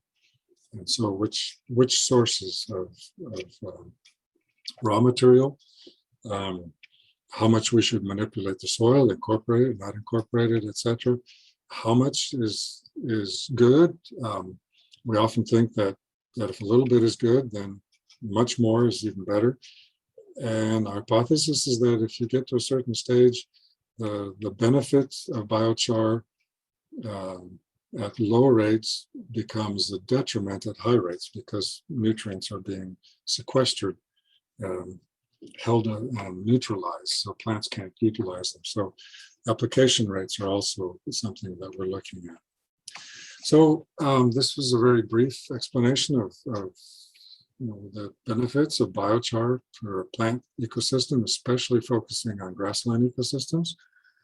And those apply more to the west of us here and the I-35 corridor. But if you have any suggestions or ways that you want to cooperate with us, whether you're an agricultural manager, an environmental scientist or consultant, whether you're an agency consultant yourself, such as NRCS and so forth, if there's any way that we can cooperate with you, or any research that you want us to do, please contact me at my email. There, you can see it on the screen, and I'd be very, very interested in working with you. Thank you so much for spending the time here this morning. And again, if you have any questions, please email me. Thank you. Awesome. So before we go to the next recording, if you do have any questions, you can go ahead and email him directly. I did take down one question, so I'll share that with him when he returns. But now we're going to go on to the next recording. Cosette Taggart, she's Dr. Muir's master's student at Tarleton State University here in Stephenville, Texas, and she's studying agricultural and natural resources sciences. And today she'll be talking about the biochar's effects in greenhouse gases.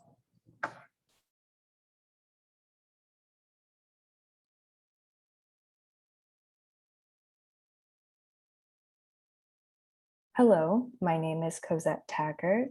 I am a graduate student at Tarleton State University, and today I'm going to be talking with you all a little bit about our cool season greenhouse trial.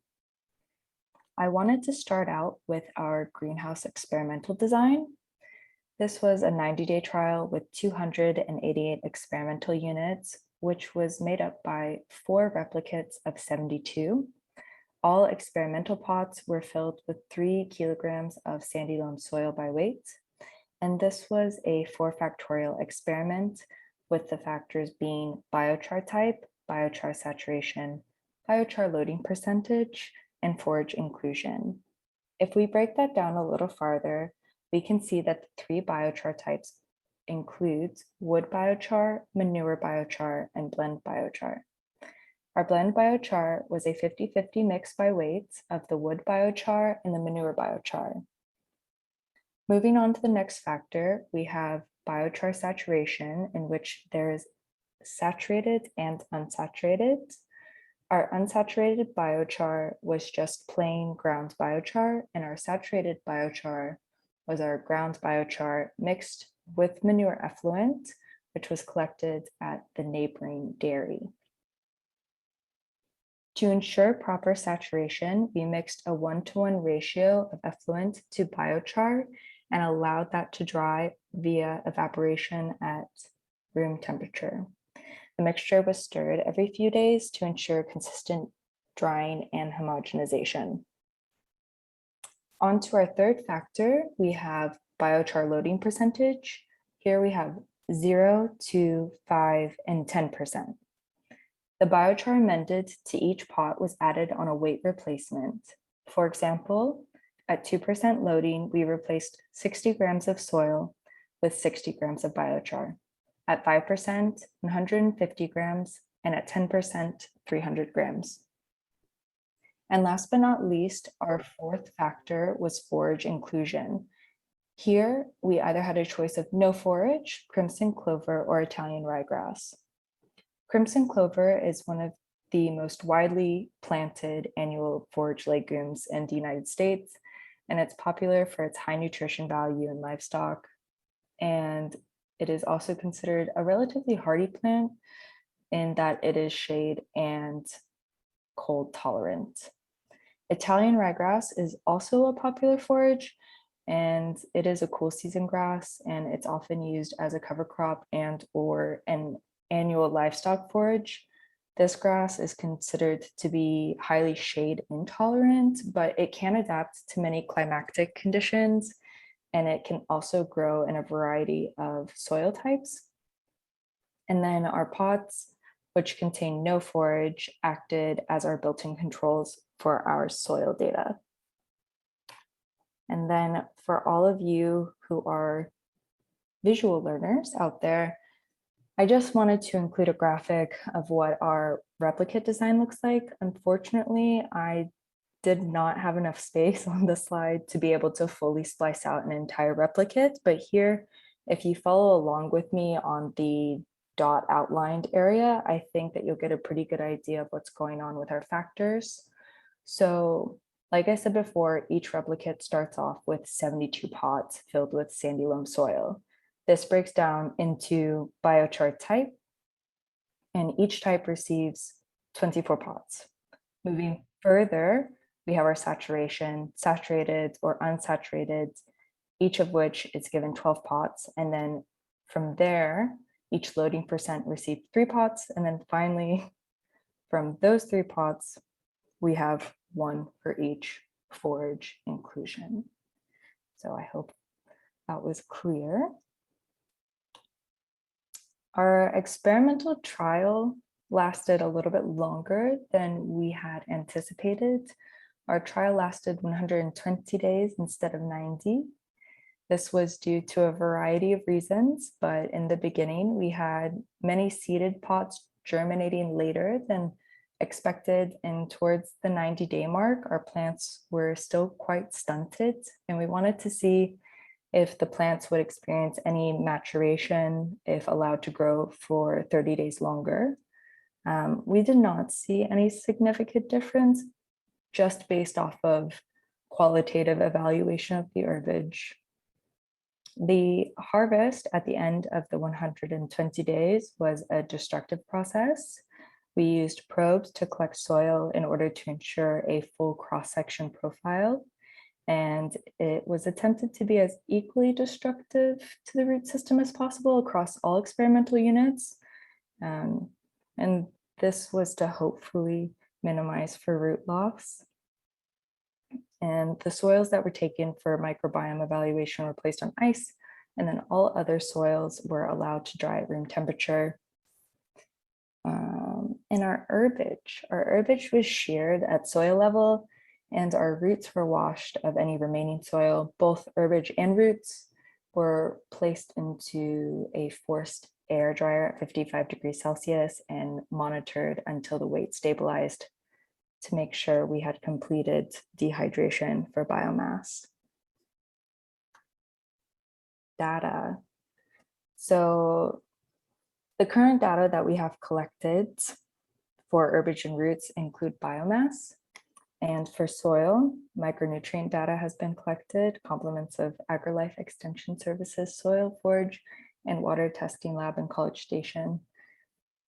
And we are currently collecting data for herbage and roots, organic carbon and nitrogen using a LECO machine. And we will also be testing for organic carbon and nitrogen in the soil using the same machine. And we are also currently running tests for oxidizable carbon in our soils using permanganate. And soon we will have our sequencing data from our soil DNA extractions. So currently I'm receiving guidance from BY, our bioinformatics postdoctoral researcher. He's been a great help to me in trying to normalize my data we have collected, but I think we've come to a point where we believe that non-parametric statistical analysis will need to be used. So unfortunately, at this time, I don't have any statistical analysis to present, but I will not leave you empty-handed. So if we're looking at the screen, you'll see two tables. One of them has the crimson clover biomass means data, and the other has the Italian ryegrass biomass means data. Below each table, you'll see a control means table. These associate with the tables above, so that's clear. And the controls did have forage inclusion, but they did not have any biochar amendment. So these are just forage inclusions in sandy loam soil, plainly. So if you look at the crimson clover biomass means table, I've highlighted a few means in orange, and I find this pattern quite interesting in regards to treatment. So keep in mind, all of this data in the table is associated with experimental pots that were seeded for crimson clover. So we have a complete failure for herbage and root establishment at both saturation levels of manure and blend biochars at 10%. For larger scale, 10% biochar is not very realistic, but I still believe the soil stat analysis for these treatments will be significant in terms of understanding how high amendment percentages can affect plant establishment. And then turning our attention to Italian ryegrass, biomass means table, it's a tongue twister. We can see throughout the entire mean set that we do not have any failure for herbage or root establishment. And actually, on the contrary, we had quite a few treatments have means higher for both herbage and root than our controls. I know that means are not the most exciting thing, but I definitely look forward to being able to share more statistically significant information soon. So thank you guys for listening to me today, and I hope you have a wonderful rest of your day. Awesome. So again, if you have any questions, you can write them in the chat box, or my information will be at the end. You can send me all your questions and I can get them directed to the right person. But our next presentation is also a recording by Dr. Paul DeLaune, a professor in the Department of Soil and Crop Sciences, and he specializes in environmental soil science.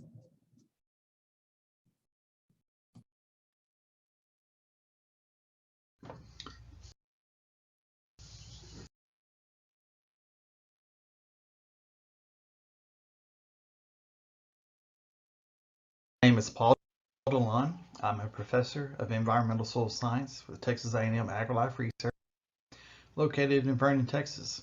Today I'll be giving a brief overview of biochar applications and the impact on soil fertility and water quality. So land application of biochar has several potential benefits. And again, I'll be referring to soil fertility and water quality. So with soil fertility, I'll be talking about processes that control nutrient availability. Biochar is thought to be a slow release fertilizer, which can subsequently reduce leaching, and that can lead into plant availability and water quality issues as well. So I'll be giving a little background about surface water quality and groundwater quality with the limited literature and research that is currently available. So an overall view of the status of soil quality in today's world, soil degradation is a 21st century global problem, and it's been estimated to have decreased soil ecosystem services by 60% between 1950 and 2010. Once this process of soil degradation is set in motion, which is often by land misuse and soil mismanagement along with extractive farming, it feeds on itself in an ever-increasing downward spiral, which is very difficult to recover from and to reverse. So as a result, soil health or soil quality has recognized renewed importance due to strong links to human health and human livelihoods. Decreased soil fertility and increased erosion are major byproducts of soil degradation, and soil organic matter depletion is often the limiting factor setting the process of soil degradation in motion. Hence, biochar provides a high carbon source that provides the opportunity to build soil health and soil quality and reverse the process of soil degradation. So looking at nutrient content and availability, there are several factors that can impact the nutrient content and availability. One being the feedstock source. Where is that biochar generated from? Whether it be a manure-based or grass-based or wood-based. These are just a couple examples from literature of how that can differ. One example being a biochar generated from swine manure that had over 3% nitrogen and 6% phosphorus content. Compare that to biochar generated from giant reed grass, it'd be 0.69% nitrogen and very low phosphorus content of 0.13%. So when considering using biochar, you have to look at the source to determine the potential nutrient availability within that source. Recent research suggests that biochar should be combined with other organic amendments to increase fertility when biochar is applied at lower rates, partly due to economic considerations. So if you're using grass-based biochar that has very low nutrient content, then may benefit from using that in combination with a manure or a compost application. The temperature is also important during the production of biochar. Nitrogen losses have been shown to begin at 400 degrees Celsius, and then about half of the nitrogen can be lost at 750 degrees Celsius. So in general, available nitrogen decreases with increasing pyrolysis temperature, and that's just simply due to some of the nitrogen being released as a gas in volatile forms of nitrogen. So it decreases with temperature. In contrast, non-volatile nutrients such as phosphorus and potassium increases with increasing temperature. Available phosphorus has been shown to be greater at lower temperatures, whereas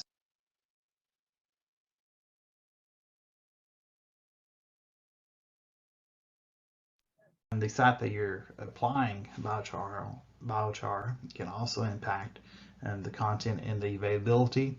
For instance, soil pH just in general regulates the availability of nutrients such as phosphorus and ammonium, particularly phosphorus. And biochar acts as a liming agent, and this can change soil pH and subsequent nutrient availability. So, for example, with phosphorus, other elements in the soil such as aluminum, calcium, and iron control the availability of phosphorus, and this changes with pH. So the pH controls whether that phosphorus is absorbed to the soil or whether that is released into soil solution and therefore plant available. So soil pH can play a critical role. Overall nutrient content and availability can also be affected by application rates, soil types, sandy soil versus clay soil, which have different absorption capacities, and then soil water content as well. So pathways of nutrient transport is related to the applications, which can not only affect nutrient transport, but soil fertility, as we've already briefly discussed. So looking at inputs, a manure or compost application or traditional fertilizer, then biochar applications accompanying those or biochar alone are all inputs to consider in the entire system, which that can control or affect nitrate and phosphorus leaching, so subsurface flow affecting groundwater quality, some outputs looking at erosion of particulate phosphorus. Erosion is a critical concern with soil degradation. And you think of phosphorus when you think about sediment-bound nutrients. So you can reduce erosion with, say, biochar applications, but you also have to consider the solubility of the nutrients.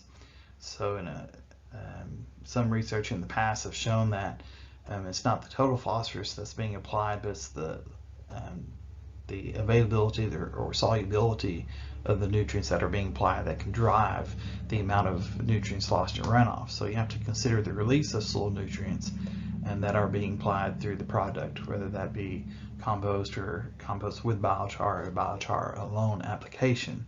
And then once that moves off-site through leaching, subsurface flow, or surface flow, and then it gets into the stream or adjacent water body, and then the question becomes, well, how stable is that in that system, and will it remain stable, or will it release later in that system?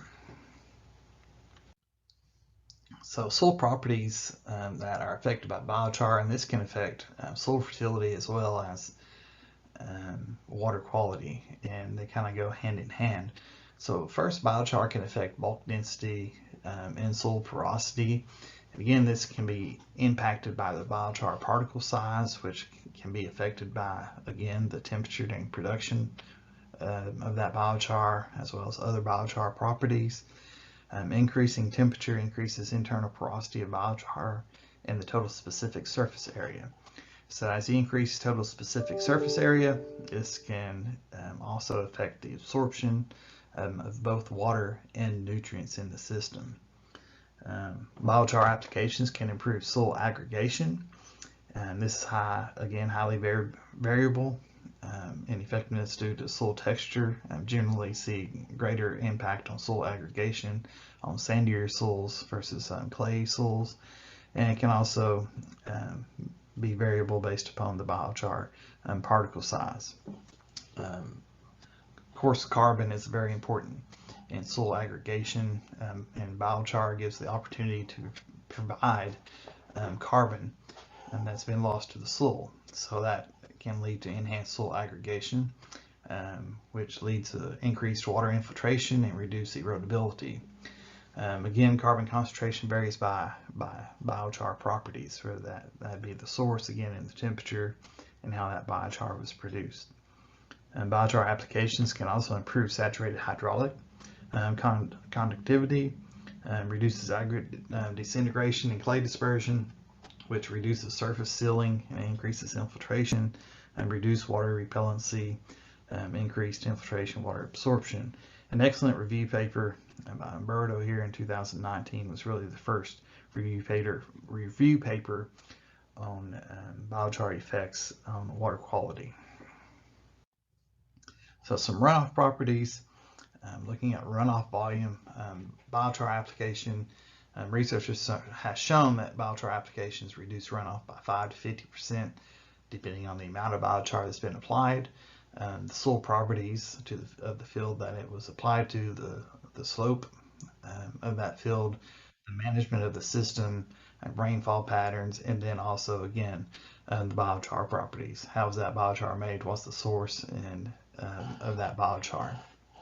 Again, biochar applied in combination with compost could reduce runoff more than biochar alone. So there's some recent research showing advantages of using biochar in combination with soil amendments. Soil erosion, biochar application can reduce soil erosion by 11 to 78%, which is very important to restore water quality and reduce soil degradation. And then tillage management. Biochar is commonly incorporated into the soil using disking or tillage. And there's recent research that has shown that biochar can be more effective at reducing water erosion when used under no-till conditions. Lee and others have shown that biochar reduced soil loss at an orchard site, but had no effect on a cropland site. And the differences were attributed to the use of tillage at the cropland site, whereas that orchard site was a no-till, under no-till management. So nutrient loss, surface runoff, and then nutrient leaching. But looking at surface runoffs, nutrient loss can be reduced by decreasing total runoff volume, so increasing infiltration, reducing runoff volume, and then also reducing concentrations of nutrients. So that can be done by using biochar and the absorption capacity of biochar to reduce and retain nutrients within the system rather than releasing them to the environment. So some research has shown that biochar applications reduce total nitrogen and phosphorus by 40% and dissolved nitrogen and phosphorus by 42% under cropland conditions, and that was under a till condition. And then for the no-till site, still saw some reductions of nitrogen and phosphorus by 30%, and then the dissolved forms of nitrogen and phosphorus by 29%. So one question is sink or source for biochar land application. So the concentration of labile or the dissolved nutrients in the biochar, as well as application, can affect nutrient loss and surface runoff. So again, it goes back to knowing your source of the biochar and then the nutrient content of that biochar, not only the content, but the availability or the dissolved forms of nutrients in that biochar. Then nutrient leaching has been highly variable. The effectiveness of biochar for reduced nitrate leaching has been shown to be reduced nitrate leaching by 2 to 88%, which is obviously very wide range. Inconsistent effects on ammonium and phosphorus leaching, again, goes back to based on biochar and properties as well as the soil properties. One example would be increased phosphorus leaching for biochar processed at higher temperatures due to greater phosphorus concentrations of biochars produced at higher temperatures. So current research things that will be focused on in the next 2 to 4 years in Texas and with Texas A&M AgriLife Research in regards to soil fertility and water quality.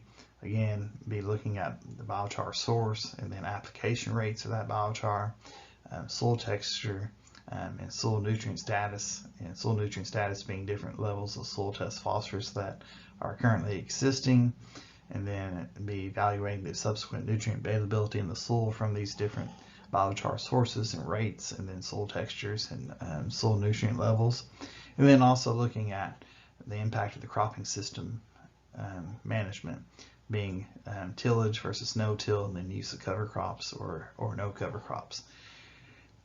And then this will also fold over into water quality evaluation and be looking at different forms of water quality monitoring, and that would include edge of field monitoring, so under natural rainfall conditions on a larger field scale, then using rainfall simulations pictured here on the right, which allows us to do repeated measures at the timing of critical points throughout the year. Then looking at leaching using lysimeters, and then from the runoff samples that are collected through edge of field monitoring or rainfall simulations, as well as the leachate from lysimeter data, we'll be looking at total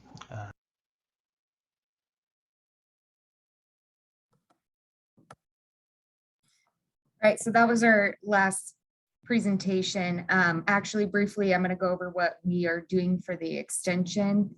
And in the chat box, I'm adding something that I'm going to send you all an email that includes the link to the survey, an article that I wrote, an extension article that kind of summarizes what was talked about today. And then the website link for the video and the contact information for the presenters.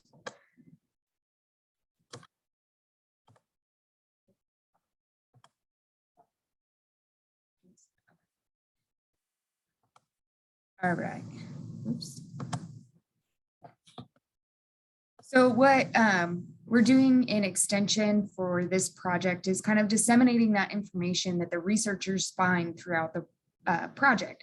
So like holding these things such as a webinar or developing educational material, flyers, papers, holding field days So we go out to a farm and then we'll have actually the researchers come out and talk about biochar and what they found. And we also use these to assess the effectiveness of these programs, but also determine what is needed and what you guys want from future programs. So at the end of this, there's going to be a link to a short survey. I promise it will only take 5 minutes or less, and it'll really help us.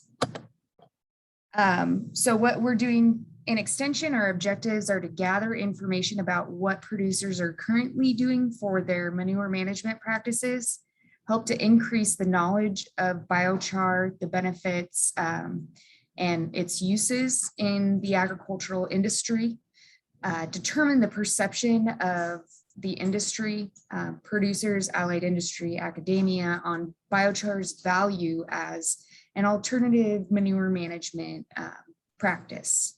And then also, this will be towards the end of the project, but outline the farm level economic implications. So for the biochar-based dairy manure management system versus what standard practices are being done now. So if you would please take a moment to take a picture with your phone, that QR code, if you just hold up your camera, it will actually pop a link down at the top. You can click on that and it will take you to the survey. And then the link for it is also in the chat box. And if you have any questions, Dr. Khan or myself, we'd be happy to answer them. And again, I'll send out all that information for you guys. If there's any questions, feel free to ask now, or we appreciate you all attending. Awesome. Thank you all.